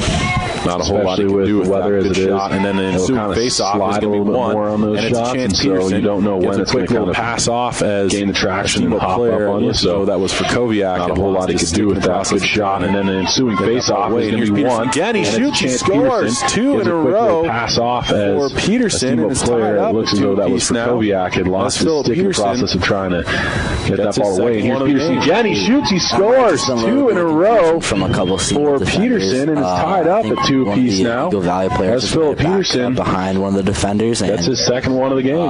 They made a pass. That might have just been a little bit of confusion from a couple of Steamboat defenders. I think Dillingham one of the Eagle Valley players just made a back cut behind one of the defenders, and they made a pass right on front, and he just dunked it home. Dillingham to take the face off. Dillingham comes back out with Jackson Lynch and Caden Mendonca. Tough thing that was put on this whole wingers face-off thing. They're going to give it to Dillingham to take the face-off. I'm not sure I agree with that one. Just as Dillingham dove back and made a play at that ball. Thing that is put on this but whole they do give it to Eagle Valley. But the face-offs are so important here in lacrosse. Eagle Valley. I'm not sure I agree with that one. As Dillingham dove back and made a play at that ball. A quarter on just but they do give it to Eagle Valley. But the face-offs are so important here in lacrosse because it leads to possession. And of course, went in and out of the pocket. You can have a minute and a half or 2 minutes of possession inside the quarter, and it goes on just one and into offensive go of it. So face-offs that much more important. Gardner Field. An errant pass that went in and out of the pocket of an Eagles Valley whistle blows attacker, and it goes out of bounds and into left here in this one of the snowbanks here. 2-2 score for Gardner Field. S1 feeds one up to Steamboat possession now as Lynch gets around and attacker blows. We restart the clock. 8:42 left here in this first quarter play. A 2-2 pass into Dillingham. Big save in front of the goal. Dillingham was all alone. Jackson Lynch gets around. Stop there from Yurkak, pressure on him, who was able to somehow get the big pocket on that loose ball again. Pass into Dillingham, big save in front of the goal. Dillingham was all alone, off to Peterson, and a huge stop there from Yurkak for Steamboat, who was able to somehow get the big pocket on that loose ball again. Gets away from Eagle Valley. McCray Dillingham scoops it up. He gives a pass off to Peterson. Gains the box for Steamboat, and we'll wait as there are some substitutions. McCray going for a quick change here for the Sailors, and Peterson in the meantime going to just take this one into X. Represented well up here in the press box. Davis Peterson. By his two parents. Feeds one over far side to Mac Moody. Back off, gathers it in. He's got fresh troops off the bench. Looks as though that's Kieran Hahn. Make a move out front now. Hahn trying to open up the lane. He has it. He shoots. He scores. Mac Moody. Absolute rocket there. Goes upstairs with it. Far side of the box foul. GLE. Nice job there tries to make a move out front now. Offense, trying to open up a lane. He has it. He shoots. He scores. Mac Moody, right now. Absolute rocket there. Goes upstairs with it. Really nice job. Nice job there from the Steamboat offense. Eagle Valley defender. They're looking good when they have their top players out. And that was a very good way to respond after Eagle Valley scored 2. So, 7:39 left here. 3-2 game. Steamboat on top. First quarter play from Gardner Field. Off of the face-off, it's going to be a loose ball that is eventually scooped up by the long stick committee. Nice job from Bridger Boyd coming in and support there on the draw. He passes it to Kieran Hahn, and Hahn's going to work up the field here with this. What's that? Hey. I'm taking over for play-by-play here. Steamboat has the ball cut in front. Goes back to X for Davis Peterson. He's cut in front, kind of looking for a pass, turning back. Coming above GLE. Still find a defender. Pass in front. Shot, score. Kieran Hall with the goal right in front. Nice feed from Davis. Very nice pass from Davis Peterson to find Kieran Hall, who kind of evaded his way from Eagle Valley's defender. Found himself right in front, and really nice slam dunk from him there, Vlad. Yeah, great job. Good job on the audition, bud. Yeah. 7 minutes to go here. 7-1 to be precise. 4-2 the score. Steamboat on top now. But a really good-looking play. Peterson kept trying to press towards the front of the goal there and ended up getting triple-teamed. And so, obviously, that left a couple guys open. Kieran Hahn, not the one you want to leave available in the slot like that, and he makes no mistake in putting it home. Now it's going to be scooped up here by Philip Peterson. Nice. Davis was across the midfield line, but the officials are going to struggle just as much as the boys are here in this one. It's going to be pretty tough for this game. I mean, they've got the shoveled field, but it's still not easy to see some of these lines. Yeah. It's going to be taken here by Eagle Valley. Back post play. That one can be cradled out and eventually comes to the near side GLE, and a big hit from LaPointe. And are they saying they're just going to let it play on, or did a flag come out I didn't see? Now it's going to be worked on the near side by Rice Mercer. He just trots towards the middle of the field, and now will take some yardage back towards that midfield line.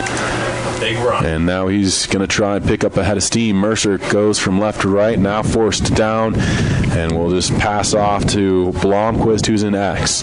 Blomquist looking for the far side, trying to come out, but a good job there from Krakowiak, not allowing an easy entrance to the front of the goal. And eventually Blomquist just passes that one off, and it works all the way back up to Mercer, who's again at the top of the box here. Mercer comes to the near side, finds Keenan Collett. Collett tries the back post play, but it gets away from the Eagle Valley player. Turnover, and Steamboat will again possess here. A good little defensive stand there for the Sailors. 5:41 left now. Has taken this one in is Logan McAtee. Quick little feed to S-Wine. And S-Wine will go up the field with a pass to LaPointe. LaPointe just going to make a run of this one across the midfield line. Keeps going forward with full head of steam here. Gains the box for Steamboat. Now peels back and will give that pass off to Lynch. LaPointe is going to go for a quick change here for the Sailors. Lynch, in the meantime, gives it to Talik Meyer. And Meyer does a little shake and bake and then passes one down low to Mac Moody, who's an X. Near side now it's Peterson. Peterson to GLE. Going to just fire a quick pass up top to Jackson Lynch, and he'll progressing along further to Curtis Maltby, who's just off the bench for LaPointe.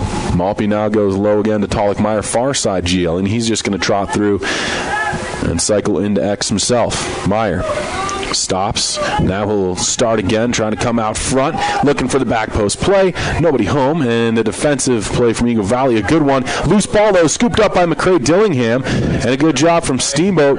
Relentless there on the attack. Even when Eagle Valley had the ball, they swarmed, and they're able to dispossess the Devils and get a chance again. Dillingham's shot goes just wide. May have caromed off of Mason Yurkak, not 100% sure.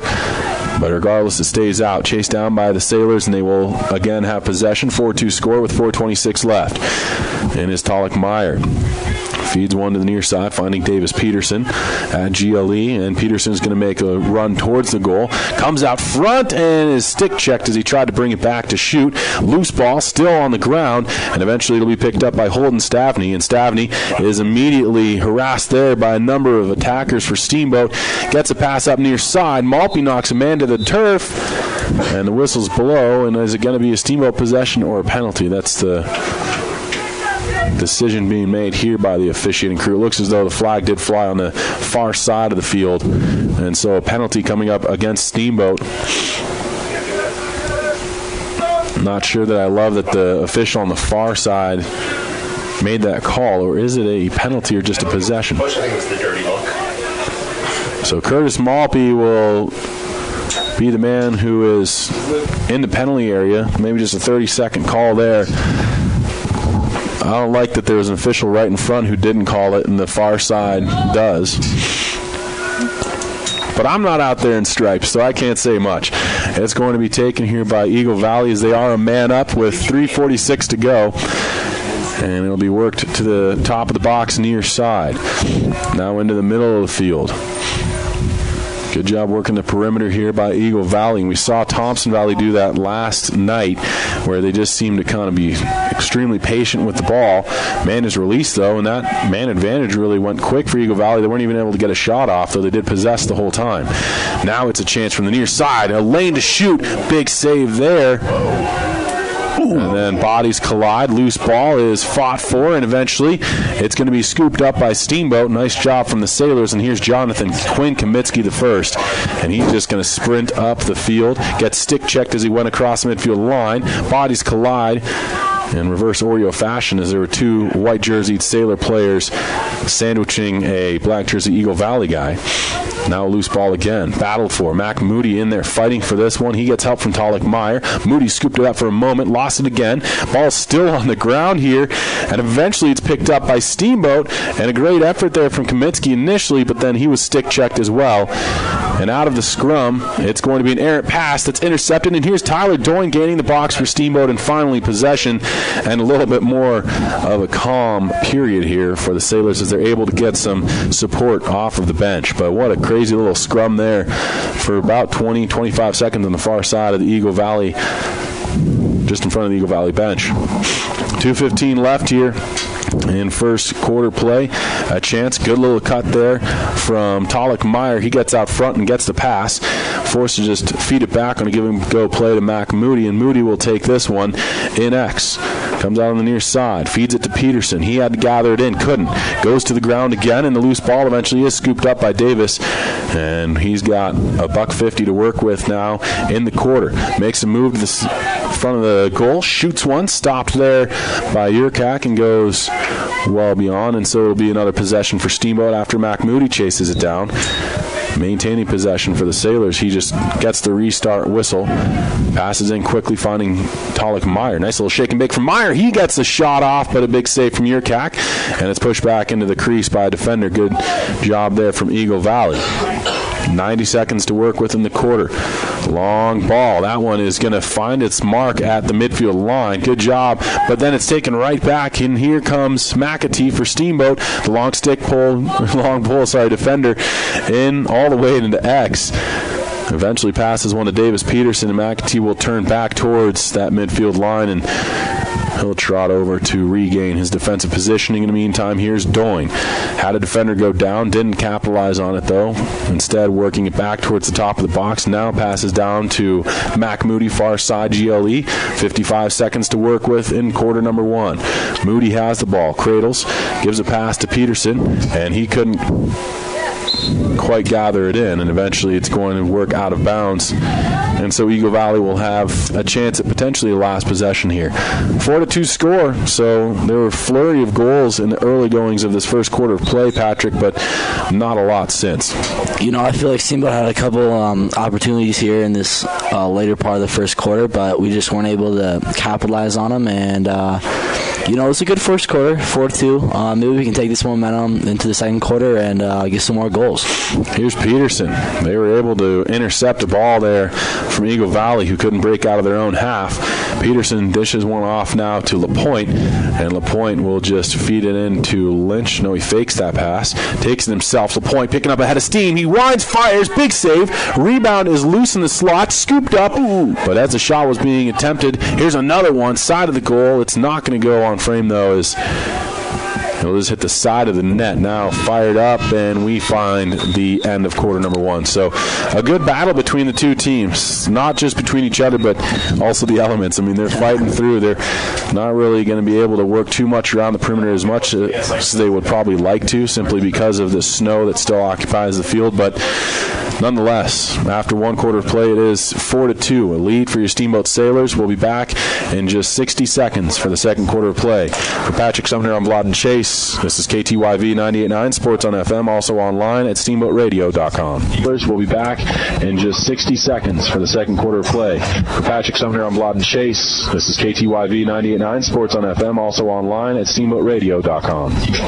I'm Terry, and this is Phil from Russell's Auto Salon. If you need help with your auto collision repair, we make it easy. Just bring me an email and a claim number, and I'll take care of the rest. Russell's Auto Salon, Colorado's premier collision center, leading the industry and technology, where we have gone green with Enviro-based paint. Russell's Auto Salon, where we always meet by accident. 879-1515. Russell's Auto Salon. 879-1515. Russell's Auto Salon, where we always meet by accident. The team at Mountain View Car Wash and Detailing Professionals is proud to be supporting Sailor Sports this season. Whether a basic wash or a full detail, we know that the key to providing you with excellent service is teamwork and attention to detail. So while the Sailors are focusing on cleaning up the competition this season, we'll be focusing on cleaning up your vehicle. With affordable washes and a wide variety of detail services, we have a game plan to fit your budget and needs. We are located at the corner of Highway 40 and Trafalgar Drive. Mountain View Car Wash, where you won't get a penalty for having a dirty car. Sports on FM. This is 98.9 KTYV. Steamboat Springs. Welcome back in, ladies and gentlemen. We are here from, I don't even know, are we at the House and Ice Arena or are we here at Gardner Field? It's really confusing after you keep, doing different iterations of where we are, Patrick. It's definitely hard to tell. I'm Vlad and Chase, joined by Patrick Sumner here on your Sailor Sports Connection, KTYV 98.9 Sports on FM. Also, we're online at steamboatradio.com. I want to thank a few of our sponsors. Doc's Auto Club, taking care of you by taking care of your car. Yampa Valley Bank, the Yampa Valley's only locally owned bank, member FDIC. And Alpine Lumber, employee owned and operated, the contractor's choice and homeowner's friend. Steamboat Dental Center, Mountain View Car Wash, and Russell's Auto Salon, all proud supporters of Sailors Athletics as well. We're just about set for the second quarter of action here from Gardner Field. McCray Dillingham coming out to take this face-off. He's going to have help from Colombo and Kaminsky. 12 minutes on the clock. 4-2 score, Patrick, after 1 quarter of play. It seemed as though we may see, 10 goals in total after that first little flurry. 6 goals in a matter of just, a couple minutes there. But things have slowed down immensely. Yeah, definitely a high-scoring game there in the first couple of minutes. But I felt like towards the end of the quarter it kind of mellowed out a bit. But I think in the very last minute and final minute, I think Steamboat really started ramping up again. I think McCray Dillingham had a really nice chance, and here he is right now. Dillingham's going to take this one. Steamboat wearing their white uniforms, red numbers, and red trim. They're left to right here on the radio dial in the second quarter of play. Pass comes to the near side. Gets away from Hofer initially. He's able to chase it down, though, and scoop it up before the sideline. Hofer now is going to just try and crate a little bit, get rid of some of the snow he scooped up as well, and he'll just pass one off to Mac Moody. Moody on the far side, GLE. Feeds one up to Will Eck. Gives it off to Curtis Malpe, middle of the field. Near side now, it's Jackson Lynch, still at the top of the box. Makes a move from left to right. Opens up a lane. Lynch is in. He shoots. Big save there from Yurkak. Rebound is gathered in by Davis Peterson. Peterson, far side GLE. Makes a move. Tries to cut out front. Dips the shoulder. Now he spins. And eventually he's just forced out as he was double teamed there defensively. Peterson takes to the far side GLE. He's got Malpe in the middle. Gets it towards him, but not quite going to connect on the pass. It was a little bit too far for him, and it goes out of bounds, so it will be an Eagle Valley ball. As you mentioned, Kurt, Curtis Maltby just kind of back-cutted past the Eagle Valley defender. Davis Peterson saw it, just couldn't get the ball on to Curtis Maltby, and it's a Eagle Valley possession right now. But a turnover right away. Great job from Bridger Boyd, recognizing that ball was floating a little bit, and he's going to knock it down at the midfield line, and has help from Kamitsky gathering it in. Possession again for Steamboat. Here's Talik Meyer. He'll take this one in himself, makes a move, now cuts behind X, and will come out on the far side. Meyer tips his shoulder, he shoots, he scores! Talik Meyer with a great individual effort there. Opens up scoring in the second quarter of play, and it's now 5-2. Your Steamboat Sailors are on top. Very nice goal right here from Talik Meyer. Steamboat kind of forced a turnover, got it back to him. He kind of evaded a Eagle Valley defender, went around the net, and kind of did like a wraparound, went up high, scored. And Steamboat has done a really nice job starting off this quarter here. Very relentless pressure, and they finally get their goal. Curtis Maltby going to be the face-off man with Kieran Hahn and support on the far side. Grant McNamara on the near. I think this is McNamara's first taste of action on the afternoon. 10:28 left. 5-2 lead for Steamboat. They're left to right here on KTYV 98.9 Sports on FM. Do want to thank Steamboat Ace Hardware, the helpful place for hardware, plumbing, tools, grills, garden, and more. Offering customers knowledgeable advice, helpful service, and quality products. As well as UC Health, the Yampa Valley Medical Center, helping you get back to full strength when you're feeling shorthanded. Face-off. And we've got action that resumes once again here from Gardner Field. Loose ball. And you can see a swarm of almost 12 guys just pursuing. That was from a comedy show almost. Hofer ends up with it, though, for Steamboat. And another offensive possession here for the Sailors. They'll look to extend their lead out even further. Here's Maltby. He goes left to right. Ducks his shoulder. He rips one. Goes wide. It'll be gathered in by Peterson, though, behind the net. Peterson takes it the near side. Now goes through X again. Tries to come out front. Stick check from behind. Able to still maintain possession, though, for the Sailors. Fakes a pass into Maltby. And eventually just dishes one up top to Kieran Hahn. 9:44 to go in the quarter and a half. Here's Hahn now. A little shake and bake play. Hahn opens up a lane. He shoots. Big save from Yurkak. Hits the post. Rebound is going to be sent wide. Good opportunity from Kempers. And it'll be chased down by Hofer, so it will be maintained Steamboat possession. Unbelievable job from Steamboat right now. Yeah. As I believe we may have a timeout taken by Coach Lattimore for the Sailors, but they've done an excellent job. I think that Eagle Valley hasn't even had a possession yet to start off this second quarter. You know, they've done a really good job of when Eagle Valley does have possession or like a little bit of a chance, they've really shut the door on them. Ground balls are all Steamboat right now, and they're doing a really nice job of just working the perimeter, making some cuts, finding the open guy. We just had a couple opportunities right there where I think Kieran Hahn might have hit the post, or it might have been a save. I couldn't really tell, and then Matthew followed it up with a rebound of his own, but it just went wide, and Steamboat is always first to the ball behind the net, you know, still maintaining that possession that they desperately need, and they've just been doing a really good job here in the beginning of the second quarter. 9:33 left here in quarter number 2. 5-2 lead for Steamboat. So far, we have 5 different goal scorers. Peterson, Dillingham, Mac Moody, Kieran Hahn, and the latest, Talik Meyer, the only one to score in the second quarter so far. 2.5 minutes through. As Eagle Valley will break from their timeout. Steamboat getting some extra words from the coaching staff. And they'll have possession out of this timeout. Bringing on to the field, looks as though they've got Stropek coming on, the big man for Steamboat. He'll be accompanied by Matt Kempers, Mac Moody, Ben Hofer, Davis Peterson, and Talik Meyer. At least that's the attacking 6 right now. Steamboat's going to take this one from behind the goal in X, I believe. Hofer will be the one to trot back. Now he's getting ushered over by the official to the far sideline where he will take it. Now Peterson instead comes in saying, "I'll take this one, Ben. Thank you, though." Whistle blows. We've restarted play. Peterson has it. Gives it up top quickly to the stick of Matt Kempers. Kempers fires a quick feed over to Mac Moody near side. Moody down the side of the box to Talik Meyer with a pass. Meyer goes through GLE with a feed to Ben Hofer. Hofer's going to make a little run of it. He's got it past the defender. Good stick check, though, from the Eagle Valley defenseman. Hofer, though, picks it up again, tries to come into the slot, loses the ball, and it'll be covered up there by the Eagle Valley netminder. Good job from Mason Yerkak, and he will just dish this one off to his defenseman. That is going to be cradled now by Silas Berga. Berger gives it back to his goalie. Fires one up the field. Knocked down by Mendonca. Loose ball. Scooped up by Steamboat. And a good job there as Mac Moody will take it into the box. And a fast break. Moody with a shot goes over the goal.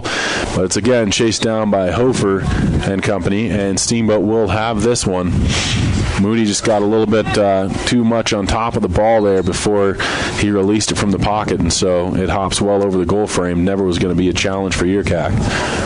Yeah, Mac just came in right there. I think earlier in the game, Steamboat had a goal that hit the... Oh, wait, no. It was Eagle Valley had a goal that kind of hit the ground before it went in, and I think that was what Mac was trying to go for right there, but he just hit the ground too early, and it bounced right over the net. Now it's Talik Meyer, who got stick-checked as he went to pass it to Hofer. It was not clean, but it got there. Hofer now scoops it up, gives it back to Meyer. Up top now, it's going to be Kempers. His pass in and out of the pocket there of Moody. Scoops it up, though, with too cool fake relative ease. And Moody is going to just take this one back towards the middle of the field now. Mac Moody gets a little help there from Stropbeck, who got the pick for him. Couldn't get a shooting lane, though. Passes back to X. Now coming out front, this is Hofer. He was gobbled up by a number of defenders. Shot from Moody goes just wide. Chased down again by Steamboat, though. Davis Peterson earning another possession for the Sailors, gets the whistle, and will bring it in from X. Peterson passes one to far side GLE, taking it there, it's Hofer. Up to the top of the box. Again in and out of the pocket there of Moody, who's struggling to gather these passes in. He rips a shot. Another one that kind of skips. I think that may have hit a defender. Gathered in by Steamboat, though, before it goes out of play. Peterson will take this one again in X. As he's surveying his options, looking for some cuts out front, decides to take it himself, fakes it on the near side, comes out front with a spin around a defenseman on the far side of the goal, still looking for a shooting lane, but eventually the number of black jerseys just overwhelms him, and he's forced to just peel back off, giving a pass up top to Matt Kempers. Kempers now tries to make a run of his own, looked to get a shot off, stick check before he could. Get a clean one at least, and again Ben Hofer will take this for Steamboat. Good hustle from the Sailors, and still with 6:45 to go, Eagle Valley has not had any offensive possessions so far in this quarter. Chance, and another low hard shot, that one just wide. Chased down again by the boys in white, however. They've had a few chances with possession in their own half, but the passes have been forced and knocked down. They haven't even gained the box yet here in the second quarter. It's going to be taken by Talik Meyer from X for Steamboat. Comes out on the far side, dips his shoulder, gets out front, knocked down, passed one off as he was knocked to the turf. And Moody will come back here as Eagle Valley tries to progress across that midfield line with possession, and they can't do it. A loose ball again here. It's going to hop up in the air. Moody gets knocked around. Ball comes to the near side, scooped up by Eagle Valley, but out of bounds. He runs. And again, that's one of those weird ones where it's just tough to see where the sideline is, but the defender for Eagle Valley runs right out of bounds. It was Theo McCarroll, and so Steamboat will have a possession here once again. And Steamboat's done a really nice job of possessing the ball right here in this quarter, whether it be the lower attackmen, Ben Hofer, Davis Peterson, Tog Meyer, really chasing after balls after missed shots, or the relentless pressure right here. I think Mac Moody was in it, picking up the ground balls and pressuring the defenders when they were trying to leave the zone, but Steamboat has had at least 90% of the possession this quarter. Like I said, Eagle Valley still waiting for their first chance to even gain the box. I mean, they've had the ball, but it has been only in attempts trying to get it out of their own half of play. Steamboat very dominant so far. A little bounce pass there to McCrae Dillingham. The old one hop right into his stick. He's going to try and spin off of pressure, and we'll feed one over to Jackson Lynch. Looked like he was going to wind up. He didn't. Spins away, gets stick checked, has to scoop it up. He does. And Lynch now just turns back and gives it to Meyer. Talik Meyer give and go play there to Lynch, far side GLE. Lynch will just trot into X here as he's going to take his time now. Cuts back out front, far side. Back post play to Peterson, in and out of his pocket. Scooped up by Hofer for a minute.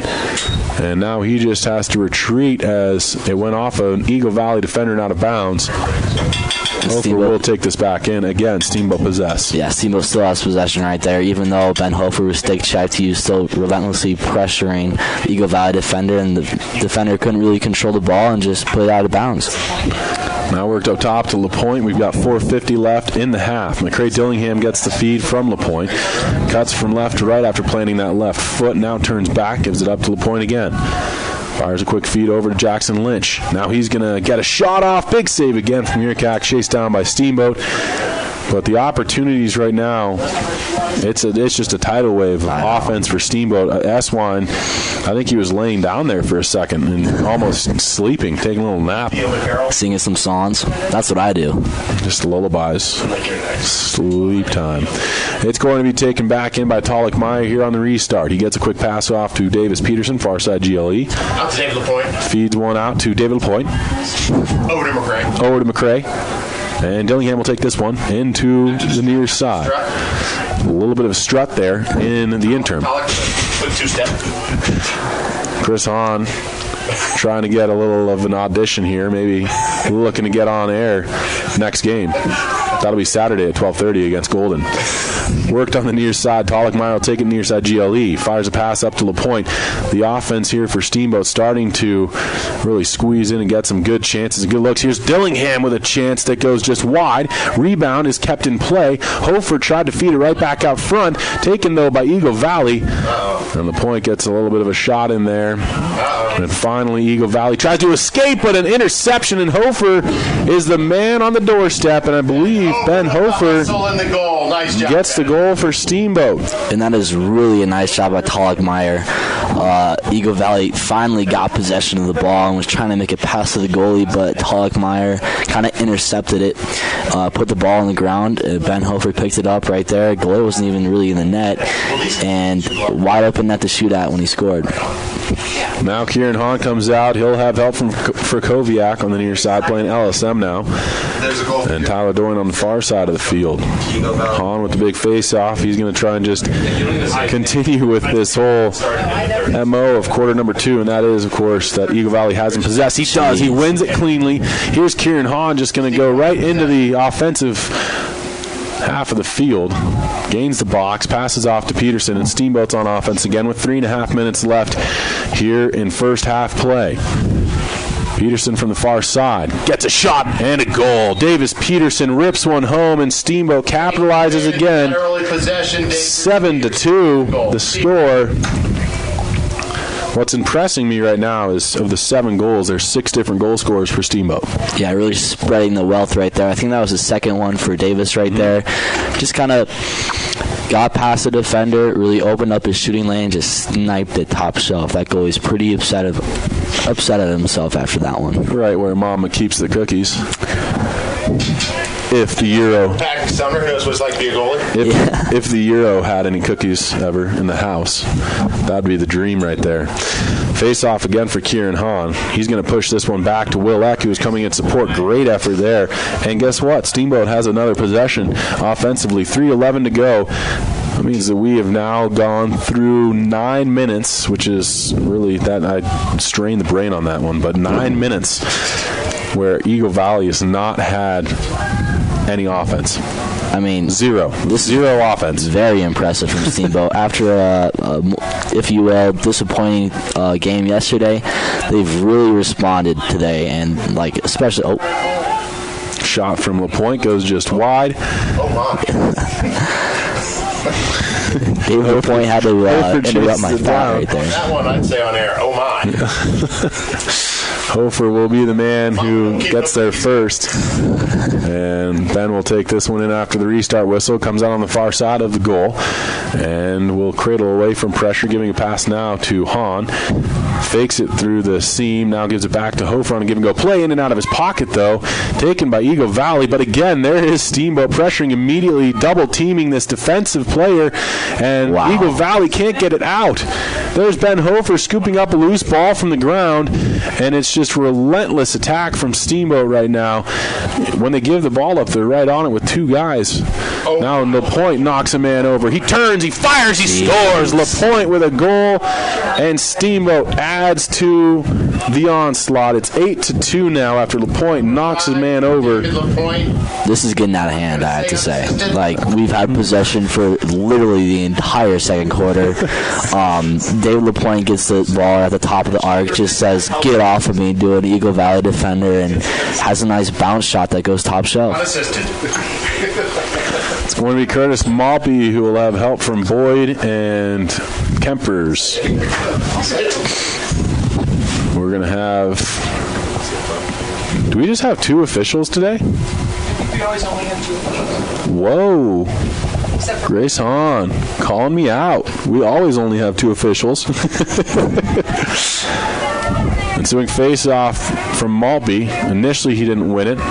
Still on the ground, scooped up by Kempers, and then he's stick-checked. Eagle Valley has a chance, and they're across the midfield line. Let's see if they get the box. They will. No way. Or they should. Eagle Valley with 1 minute and 44 seconds left in the second quarter. Finally, Gates gets into the box. And they will work it to the near side, taken by Joseph Hall.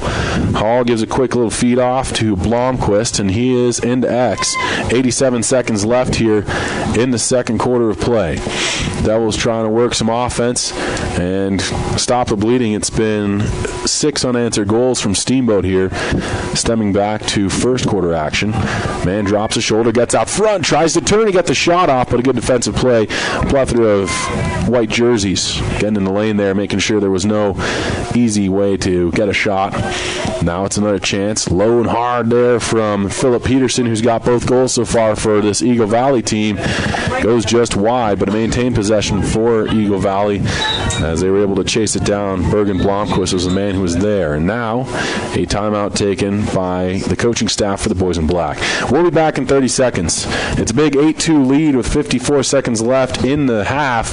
This is KTYV 98.9 Sports on FM and online at steamboatradio.com. We'll be back in 30 seconds.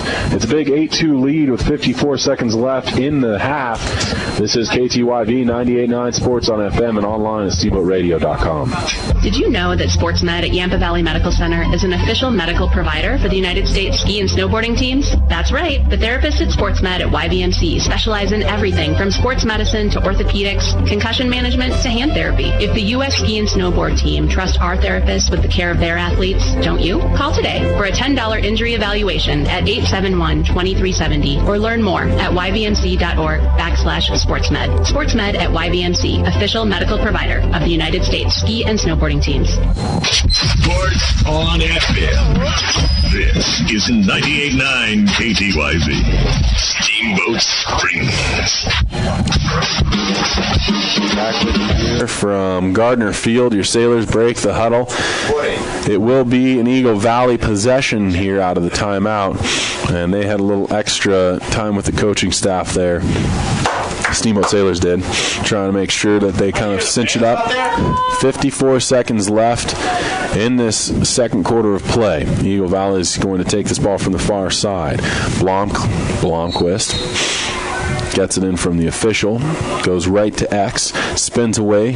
He's harassed there by Mendonca, who gets picked, and it was a moving pick, so that'll turn into a possession for Steamboat. So just like that, it's going to be an 8-2 lead, and Steamboat will have a chance with 46 seconds left to have possession and end things, having shut out Eagle so far to this point in the quarter. 8-2 game. Steamboat left to right on the radio dial. Here comes Eswine. Gives a pass to the near side. Finds McAtee. Logan McAtee is going to just go across the midfield line himself. Mendonca jumps back. Here's McAtee into the box. Feeds one over to Peterson. Takes one hop. Gets it in the cradle. And Peterson now going to try and make a run as he dodges around a defender. Ducks, shoots, and scores. Davis Peterson hat-trick goal there as that goes 5-hole on Mason Yurkak. Really nice goal from Davis there. Kind of did a variation of a swim move to get past the defender, and then kind of did a little underhand, low shelf goal, not top shelf.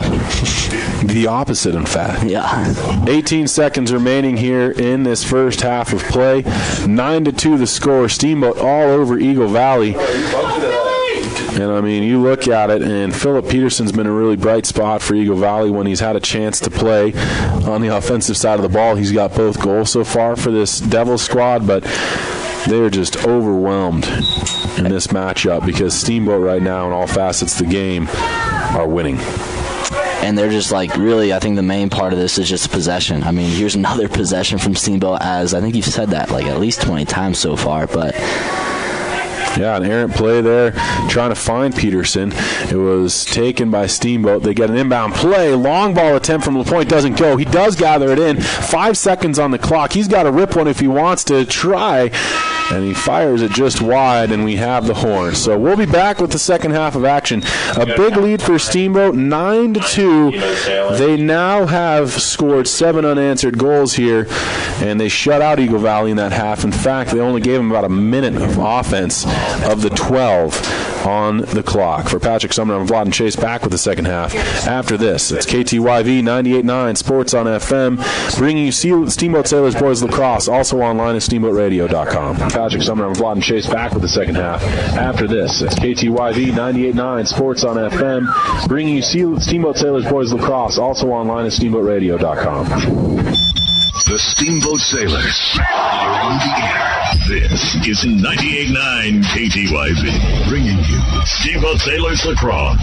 Sponsored by Doss Auto Clinic, Yampa Valley Bank, Alpine Lumber, Mountain View Car Wash, Steamboat Dental Center, and Chris Bucket with Edward Jones. Get on SteamboatRadio.com and watch the game live. And check out the complete schedule while you're there. Steamboat Sailors Lacrosse was also brought to you by Steamboat Ace Hardware, Allstate Insurance, the Allison Agency, UC Health Yampa Valley Medical Center, Russell's Auto Salon, and Steamboat Resorts by Wyndham Vacation Rentals.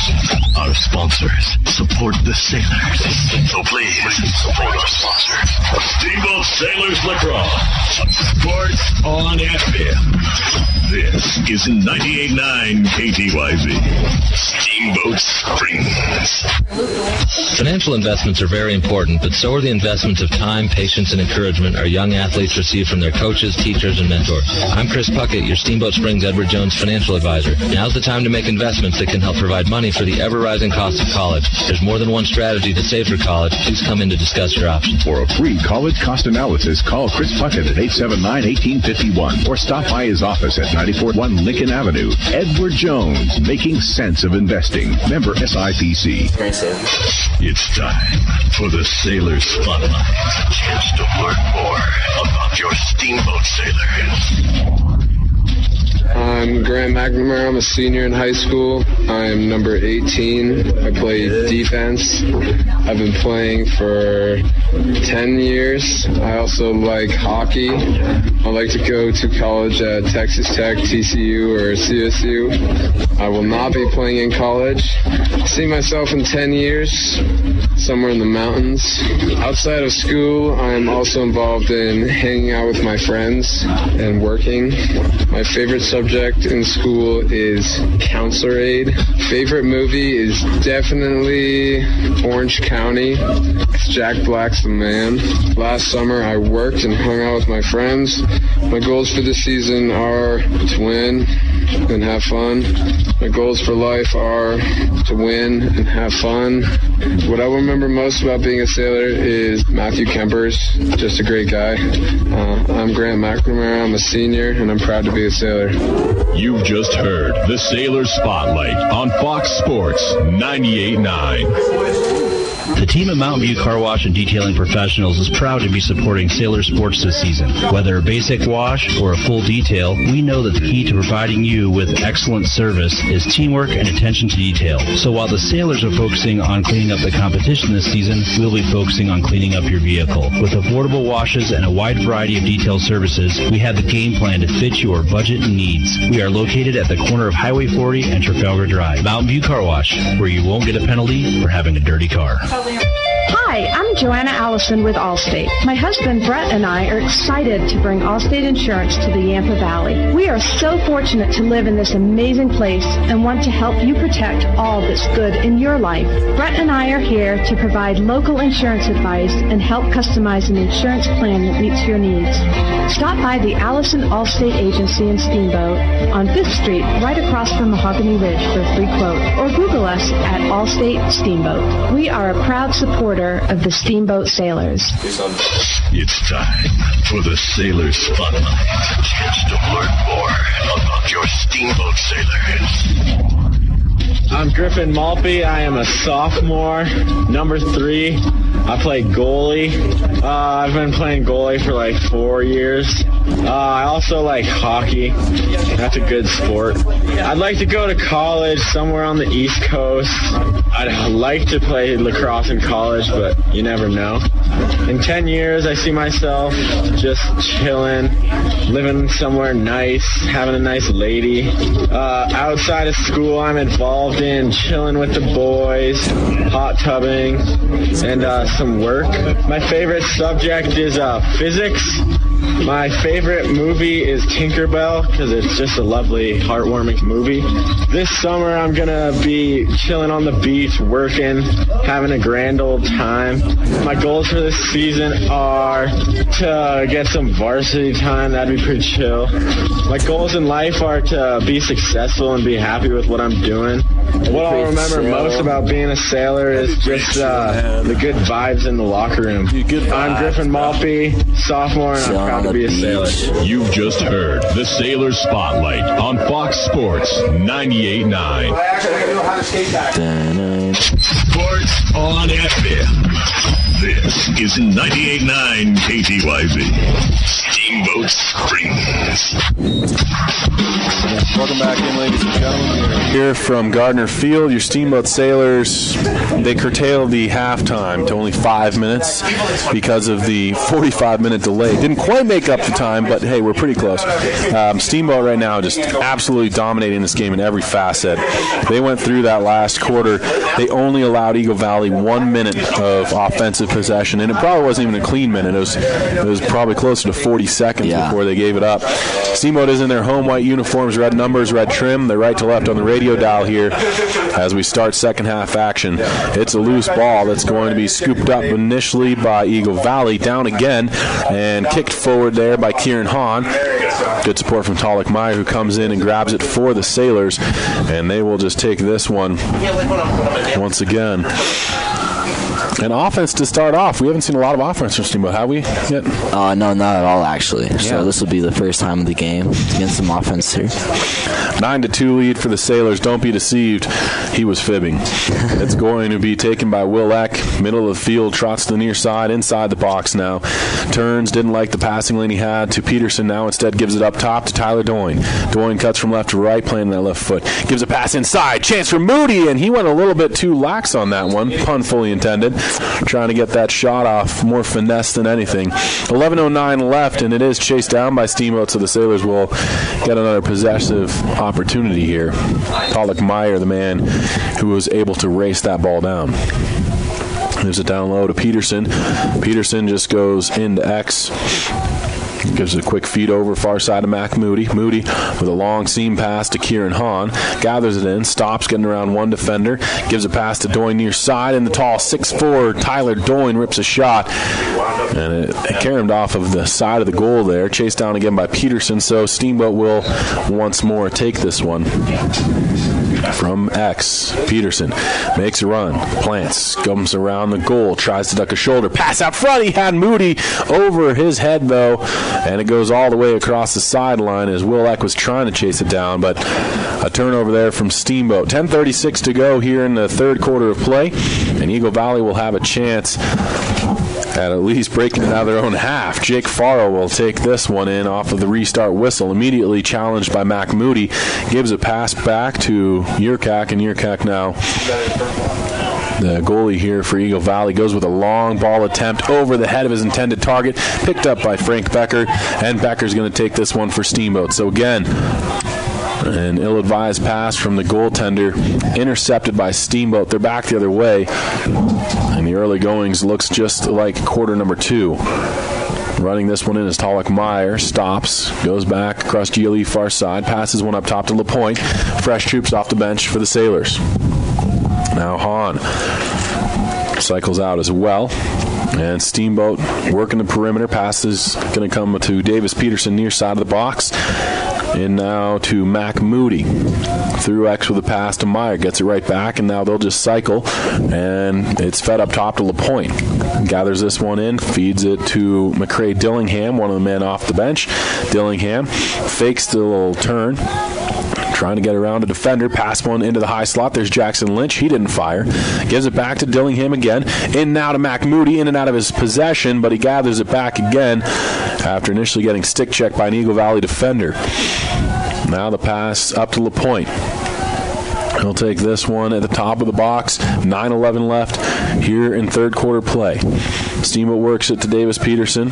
He's just about a few feet off of that GLE near side. Ball is eventually down as McCrae Dillingham scoops it back up. Another shot attempt is going to be cut short there by a stick check from Eagle Valley. A number of black jerseys come in. Loose ball picked up by the Devils, but it's going to be out of bounds.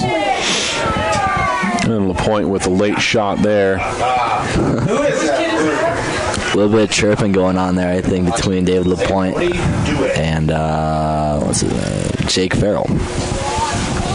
So Steamboat possession as Farrell had, before the hit came, he had been out of bounds, stepping out just on this near sideline. Mac Moody can't gather in a pass from Tollick-Meyer, so Steamboat will have another turnover here, and Meyer is going to try and just mark up on his Eagle Valley defender here, who is going for a quick change. Devils do have a chance at this, but a good stick check. Mac Moody, unbelievable job getting that one away. Here's Bridger Boyd, long stick, Mitty taking a shot. Love to see that. He couldn't quite connect. It was a stop there from Mason Yurkak,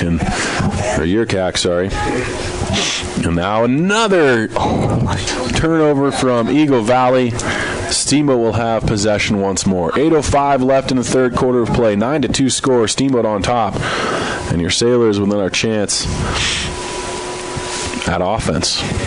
Looking to get to double digits here if they can put one home. Yurkak has been solid here to start things off in the second half of play. 8 minutes up on the clock, though, Patrick. And again, we're already 4 minutes into a quarter where Eagle Valley hasn't been able to gain the box yet offensively. You know, and I feel like that's just kind of a defensive breakdown for them.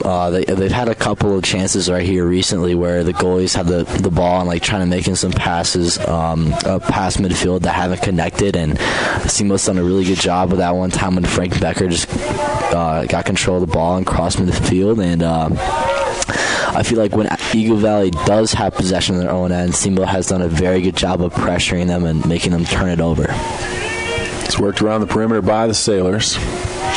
It's going to be taken on the far side of GLE, and Tollick-Meyer will just run right through, comes out front, gets a pass off to Dillingham, fakes a shot, now tries to cut through, shoots, stop there from Yurkak, who just reached out the left leg, makes the save. Eagle Valley takes over, but the Devils again pressured immediately. Long stick D here, going to get knocked towards the sideline, and they say they got the pass off, but it was intercepted by Steamboat as Mendonca takes it, and he's right back the other way, trying to go for a fast break, gives a feed up to the stick there of Tollick-Meyer. It's going to be a possession for Steamboat again. 6.5 minutes left in the third quarter of play. And Steamboat looking for goal number 10 on the day right now. Jackson Lynch had a lane, didn't shoot. Peels back, gives it off to LaPointe, rips a shot, that one blocked down. And the Devils take over once again, as it's just going to be given there to Mason Yurkak, who will scoop it up in his own crease. Yurkak trying to get rid of this one. Great pressure there from Steamboat. It was Tollick-Meyer this time, and it'll be taken by Eagle Valley. Defender slipped as he tried to pass it. Frank Becker knocks it back across the midfield line and right into possession for Jackson Lynch. Steamboat's just playing an absolutely dominant game right now. A really good response from yesterday's Thompson Valley loss. Yeah, I'm kind of wondering where this team was yesterday. This has been an entirely new team. It's almost like pretty much unforgiving. They don't care at all for Eagles Valley's feelings. And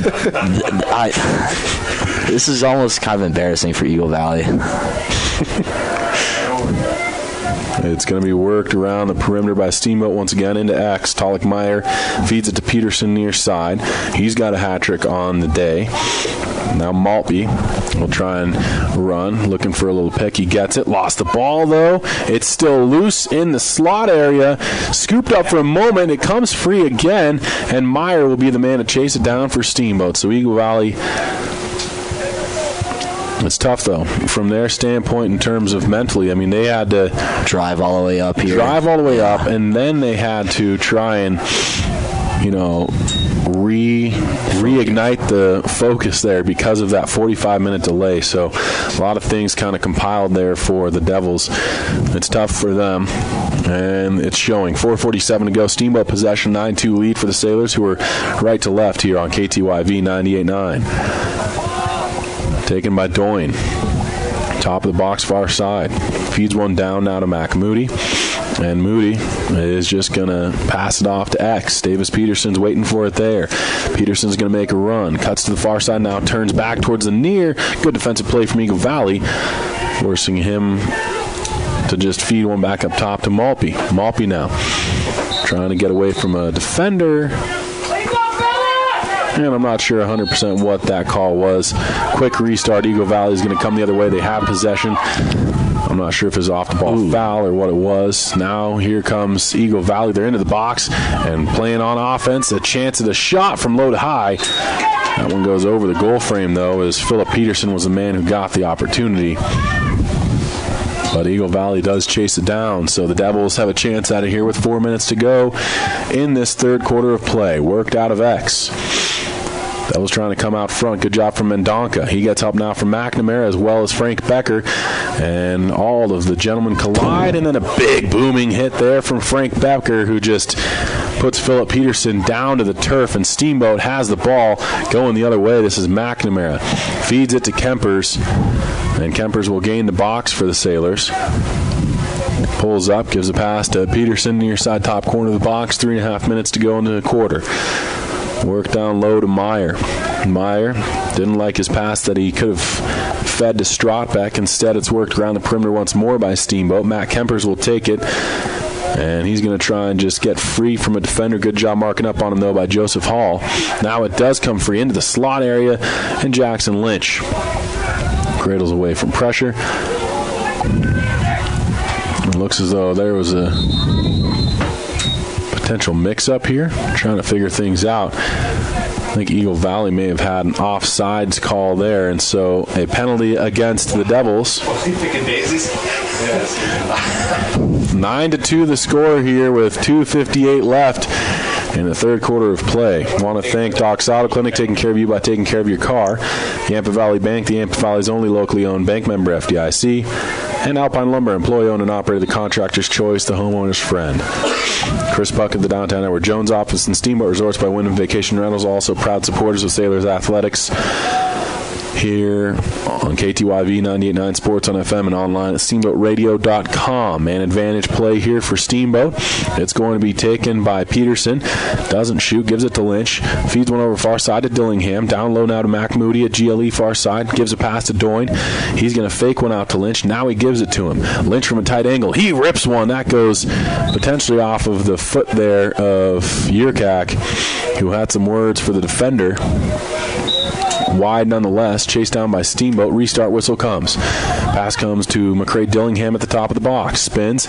He's in the middle of the field. Gives one off to Jackson Lynch. Near side now to Davis Peterson. 2:15 to go, and we're back now to full strength here after that 30-second expires. Here's Peterson spinning away from pressure. Opens up a shooting lane. Fires one. It's wide, and it will be chased down by Mac Moody. So Steamboat with another opportunity here. Patrick, it's been all Sailors here. It's been the same thing over and over and over. Steamboat has just continued to maintain possession here. Now a long pass, an errant one of a few. Frank Becker fighting for it on his own half, and he gets help from Dillingham, who gives it right back to Becker, and Becker will make a little run himself as he's across the midfield line. Frank Becker getting in there. Now he's stick check. Ball comes loose, and eventually it's picked up for a moment by Eagle Valley. Back into possession for Steamboat. Becker trying to audition for a little offense here. Now he gives a pass off to Jackson Lynch. And Lynch eventually will just feed it down to Moody. Kieran Hahn releases back to the offensive half after Becker came to his defensive position. Work through X. Here's Tyler Doyle near side GLE now. He has a cut man and one hand on his stick. Kieran Hahn gathered it in and shot. Couldn't get a lot on it, though. Big save from Mason Yerkak, and it's going to be possession Eagle Valley. 1:06 left now. And ticking down in third quarter play, Yerkak again with it. He's looking for another long pass. Hasn't been successful in them so far. He does get a man this time, though. Passed upfield. Eagle Valley, though, immediately challenged right at the far sideline. There's Mendonca. He gets beat, though, from the corner. A chance for Eagle Valley. The speedster, Bergen Blomqvist, was able to escape pressure, but he still has it and will eventually work it to Philip Peterson. Eagle Valley with a chance with just half a minute left. 9-2 score. It's going to be taken by Peterson on the near side. Works it into X. Marked up there by LaPointe. Pass comes out front. Shot! That one stopped by Eswine. Rebound is scooped up by Peterson. 17 seconds left here in the quarter. Another chance from this bad angle, and it's stopped by Eswine, and then he gets the big pocket over it and gathers it in. Nice job here from the Steamboat netminder. He'll look up the field, passing it there, and gets it to LaPointe. LaPointe bull rushes his way across the midfield line, but that brings us to the horn. 36 minutes in the books, 9-2 the score. No goals there in that third quarter of play. Steamboat doesn't need to get any more. They have a big lead here. And we will be back in 1 minute with the fourth and final quarter of action here from Gardner Field. For Patrick Sumner, I'm Vlad and Chase. This is KTYV 98.9 Sports on FM, also online at SteamboatRadio.com. Be back in 1 minute with the fourth and final quarter of action here from Gardner Field. For Patrick Sumner, I'm Vlad and Chase. This is KTYV 98.9 Sports on FM, also online at SteamboatRadio.com. Hi, I'm Joanna Allison with Allstate. My husband Brett and I are excited to bring Allstate Insurance to the Yampa Valley. We are so fortunate to live in this amazing place and want to help you protect all that's good in your life. Brett and I are here to provide local insurance advice and help customize an insurance plan that meets your needs. Stop by the Allison Allstate Agency in Steamboat on 5th Street, right across from Mahogany Ridge for a free quote, or Google us at Allstate Steamboat. We are a proud supporter of the Steamboat Sailors. Financial investments are very important, but so are the investments of time, patience, and encouragement our young athletes receive from their coaches, teachers, and mentors.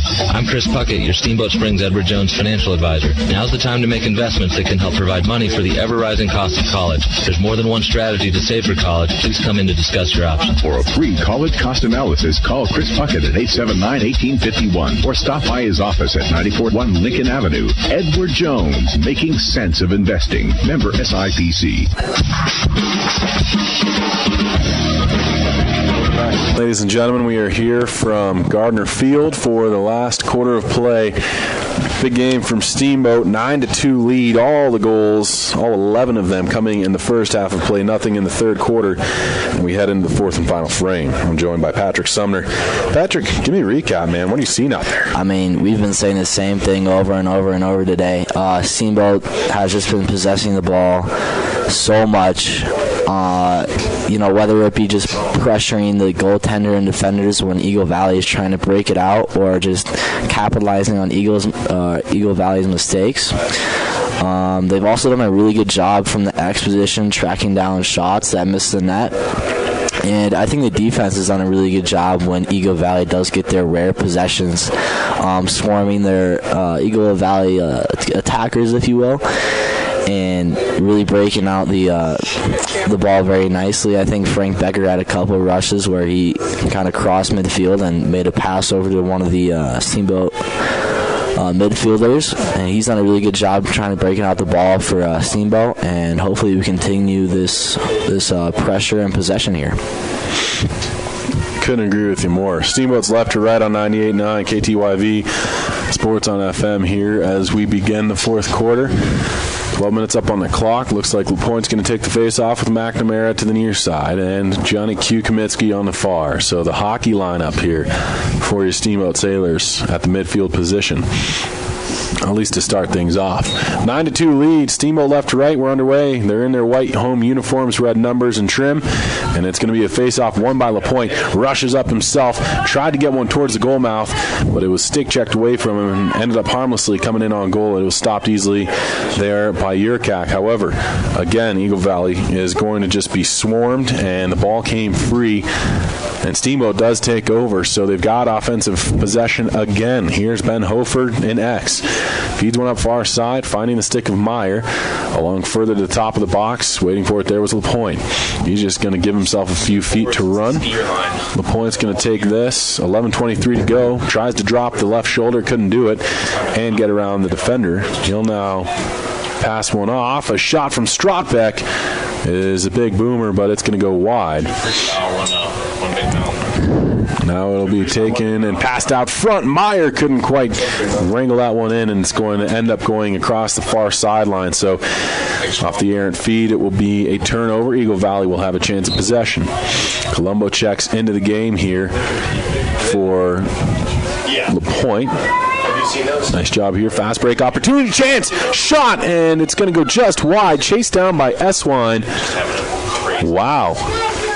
Are they going to give that to Eagle Valley? That's unbelievable that they give that one to Eagle Valley. Eswine was in front of that Eagle Valley player by about a couple strides. I think the refs just feel bad. They're just going to give them one possession here. We'll give them one, I guess. 10:48 to go here. Eagle Valley with an opportunity at some offense, and they'll lose possession for at least a moment. Ground ball scooped up by Frkowiak, and it didn't last very long. Frkowiak now spins away from the pressure put on by Eagle Valley. Fires a pass over to Colombo near side. And the long stick mini here for your Sailors is going to come upfield and gets by one attacking player there. Gains the box for Steamboat and passes it off. Takes two hops, gathered in by Moody. Into X with a feed to Talik Meyer. Talik Meyer is going to just take this one. Looking for Hofer to release, couldn't get it to him. Instead, forced to pass to Kamitsky. Near side to Strotbeck now, and Strotbeck is going to just trot into the box here. Makes a move, and will feed one down low to Moody. Mac Moody into X with a pass now as he finds Talik Meyer. Meyer's going to try and come out on the far side of the goal. Now he will cut back, gives a pass again to Matt Kempers.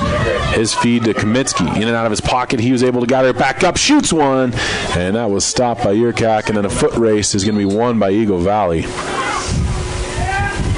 But are they giving it to Steamboat? So two that I'd have to disagree with. I don't know. I don't think you're going to be a very good ref, Lawton. I'm not. That was clearly a good call. Chris Hahn says that was a great call. Here's a chance shot, score. Ben Hofer off of the inbound play for Steamboat gets the 10th goal of the game here. It's 10-2 now. Hofer number 10 with the goal.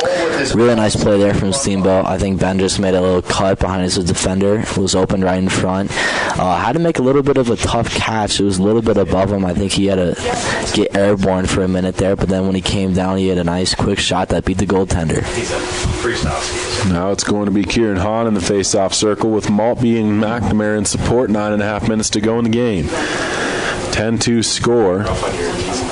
Steamboat, here's one for Chris Hahn because he's just a brainiac. And we've got 9.5 minutes left. But Chris, what would that mercy rule be? Is it 12? 12 goals between the teams and it starts running? It's when I decide. Oh, okay. I can tell you. Here's Curtis Maltby. It's 11. Feeds it up top. We're waiting. If one more goal is scored by Steamboat, it does go to run clock. Run clock is a mercy rule. We'll see if the Sailors want to get there because they can. There's been greater than 11, so I was correct. Yes, you were correct. Oh, say that one more time. Yes, you were correct.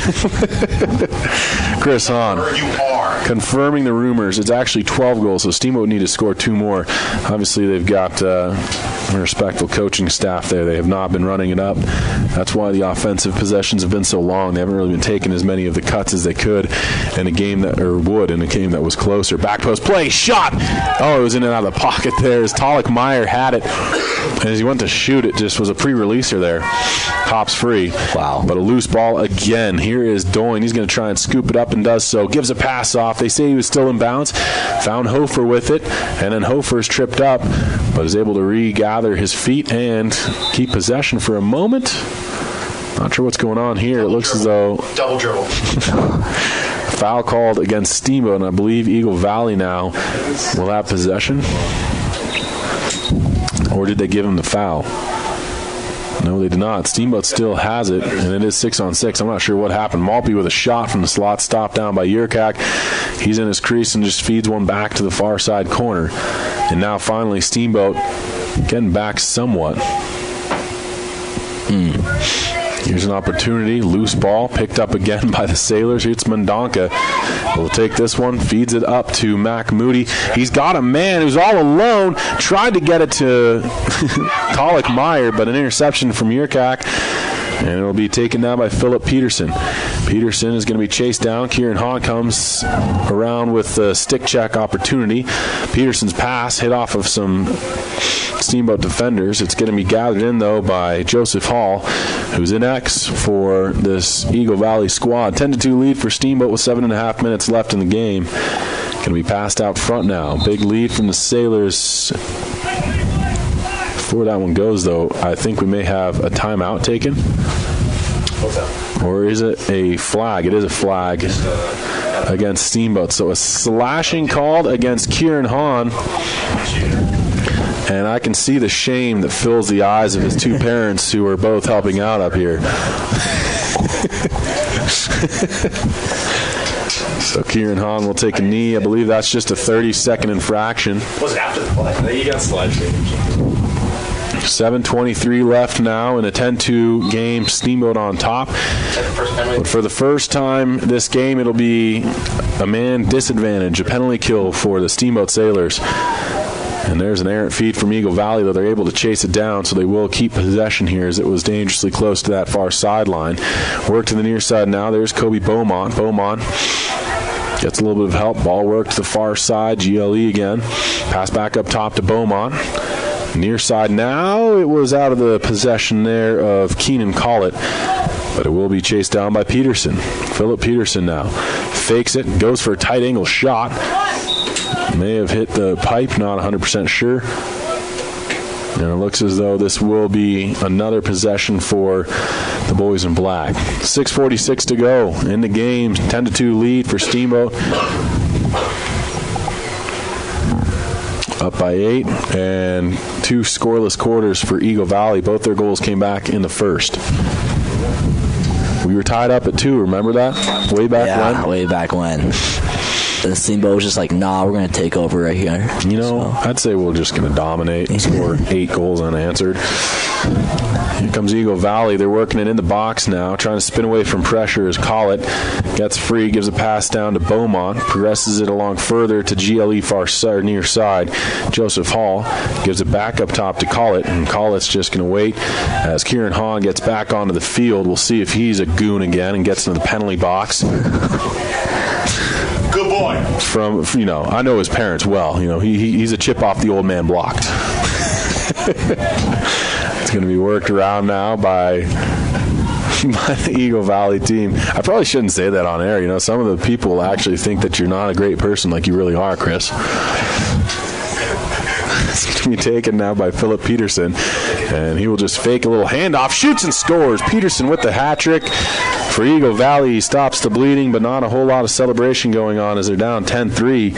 Peterson with his 3rd goal for Eagle Valley. I don't know if Steamboat just gave that one because they felt bad, but I don't know. Maybe just a little defensive breakdown right there. Shot got through, got past the goalie, but Sailors are still up 10-3, so nothing really to worry about. 5:49 left. Riveting pieces coming from Patrick Sumner.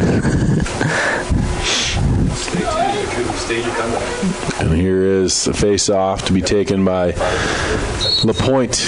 He's going to try and push it forward. Lost it. Ball still loose. Lynch coming back to help out. And eventually it's going to be Eagle Valley who does get another possession here. So back-to-back offensive chances for Eagle Valley. They connected last time. Peterson was the man who got the goal. And he will come... Actually, I thought he came right back on the field, but that's actually Rice Mercer who checked in. Peterson, who has all the goals, not even on the field right now for Eagle Valley. 5:20 left. Devils will just backtrack towards that midfield line, and Farrell makes a run of it. Quick passing here from Eagle Valley, but in and out of the pocket there of one of those players, and LaPointe will take it here for Steamboat. And LaPointe is just going to run this one all the way up and gain the box for Steamboat before he peels back. And we'll just feed one over to Jackson Lynch. Varlamov getting like his 15th or 16th start in 17 outings for the Avs, in case you're wondering, you know. I know how much our listeners love hockey and love the Avalanche.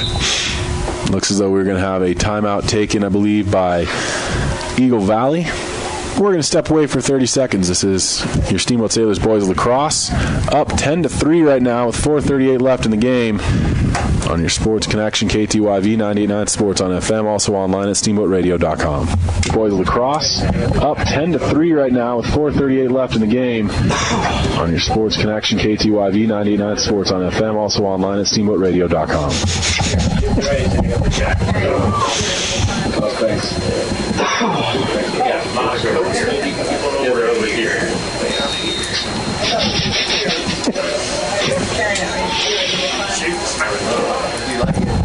Yeah, a lot of coats, maybe put over here. Back with you here from Gardner Field. Steamboat with possession out of the timeout, and McCray-Dillingham will chase down this loose ball after the shot went just wide. 4:23 left in the game, closer to the end than the beginning now. And Dillingham's going to just leave this one off as Tyler Doyne will take it in for the Sailors. Coming out of the X position, fakes a pass initially. Now he does give a little feed up top. Peterson is checked back into the game for the Sailors, already with a hat trick of his own today to complement the one he got yesterday. Another low to high shot. Peterson checks in, and he just ripped one home there for Steamboat. That was just sheer power right there from Davis. I feel bad for the goalie. Peterson now with his fourth goal. Starting to add up here for Davis in the early goings of the season. I think he had a hat trick against Aspen as well, so that's 3 consecutive games with at least 3 goals here for Steamboat. 4:09 left in this game with an 11-3 lead and back on top by 8 again. Good little response there for the Sailors. It's going to be Will Eck on the near side now. He'll be in support. Kieran Hahn pushes this one forward, spins around a man. He's got McNamara out there as well with him, and Hahn's going to take this into the box, faking a pass to one man, taking it himself, ripping in one. And another goal here for Steamboat. Kieran Hahn with an individual effort there. Number 33, Kieran Hahn. I'm not sure, but is that going to be run clock from now on then? No, so we're only at a 9-goal spread here. So I forgot they scored one. 12-3, the lead for your Sailors. We'd actually need to score 3 more goals to go run clock because it's a difference of 12. Oh. Well, that's my bad. No, I did poor math as well earlier on. McCray-Dillingham in the ensuing face-off is going to lose it, taken instead by Beaumont for Eagle Valley. He gets a pass up quickly, finding the stick of Farrell. Collett. And Collett's going to take this one. Spins away from pressure, gives a pass off to Philip Peterson. And Peterson will make his way up into the box. Tries to open up a shooting lane. Didn't have it. Tried to get a pass off. Goes across the end line. We'll see. Yes, that is a pass. They deem it. So Steamboat possession. Looks as though McAtee is going to take it for your Sailors. 3.5 minutes to go in the game. 12-3 score. And it's going to be taken now by S. Wine. Well, one-touch pass back to Eswine from Talik Meyer. Eswine will take this one up the field himself. Isn't it unbelievable, the Steamboat weather we have? Oh, I just love it. 45-minute delay to the start of this game. Here comes a long sticker. Shot there from Logan McAtee, just wide, chased down by Steamboat, though. 45-minute delay in this game, and then here we are, now into the 6 o'clock hour. And, I mean, it's overcast, but you can it's clear. I know, it's crazy weather that we live with Steamboat here. Gotta enjoy it. 2:48 left now in the game. McCray Dillingham is going to take this one, as Aaron Ekblad just scored a sneaky little goal. That's nice because he's on my fantasy team, and we're in the playoffs. Here's Talik Meyer. Feeds one up top to Ben Hofer. Inside to Strotbeck. Fires and scores. Strotbeck celebrating a little bit here. He doesn't get a ton of goals, but a nice little one there. Nice little celly there. Nice little show. Yeah, nice little celly. He had a goal. We've had a couple of goals now today. That just people seem to like the ground a lot. It's very slippery. Change of direction is going to be tough for that goalie, and he puts one home. So, face-off man's going to be Kieran Hahn with Willock on the near side. Curtis Malpe on the far. Does anybody know the score? 2.5 minutes. It's 13-3.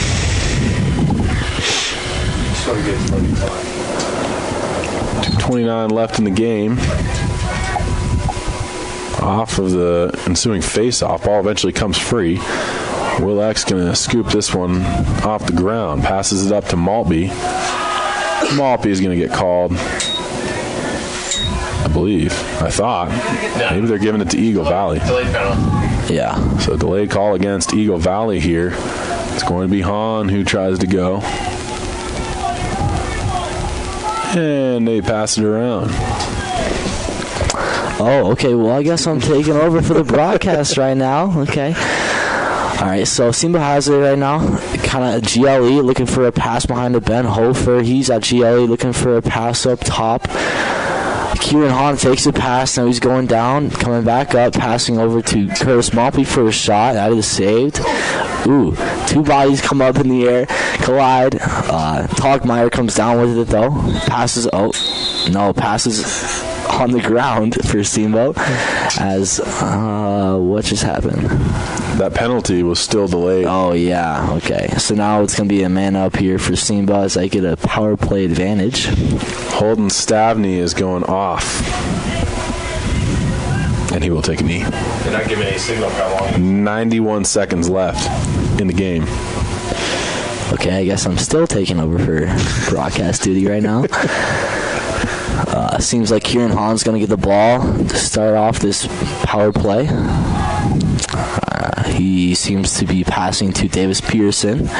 Davis Pearson goes right back up to Kieran. Kieran over to Jackson Lynch. Jackson down to the X position. Tyler Doyne coming up. He makes a nice move, but that is blocked. Kieran Hahn gets a rebound, and he scores as Steamboat capitalizes on the power play. Vaughn, what'd you see on that play right there? 3-3 with the third goal. Kieran Hahn with a hat trick here this afternoon. I mean, good power play there from Steamboat. They were able to work the ball around the perimeter well. And then Tyler Doyne kind of almost put the defense into a trance there, making his way out. He wasn't hustling, so they didn't necessarily aggressively attack him. But then he made a nice quick cut and was able to get a chance. Came free, and then Hahn just ripped one home. Very, very nice. I guess I'm still taking over. Here we go. Curtis Malpe on the draw. He is ground bar right now. Eagle Valley, number 26. We don't have a 26 on. Oh, not yet, I do. Tyler Morrison. Tyler Morrison takes the ball. That ball is flipped up in the air. Now it's on the ground. That was taken up by Kean Colett. Oh, well, now it's Steamboat possession. Willock taking the ball across midfield. Fast looking for a shot. attempt. And that is, oh my goodness, that almost hit that photographer there. Nearly took a head off. That was very dangerous. 3 seconds left. That's going to be it. Horn sounds. We've come to the end of this one. A 14-3 victory for Steamboat, so a very good comeback game for the Sailors after losing 15-5 yesterday to Thompson Valley. Week's not over for Sailors Athletics tomorrow. There's girls soccer at 5 o'clock right here from Gardner Field, and then a 12:30 matinee matchup for your Steamboat Sailors boys lacrosse team, also against Golden on Saturday. For Patrick Sumner, I'm Vlad and Chase. Thanks everyone back at the board helping out as well. This has been Sailors boys lacrosse right here on your Sailors Connection. KTYV 98.9 Sports on FM and also online at steamboatradio.com. I'm Vlad and Chase. Thanks everyone back at the board helping out as well.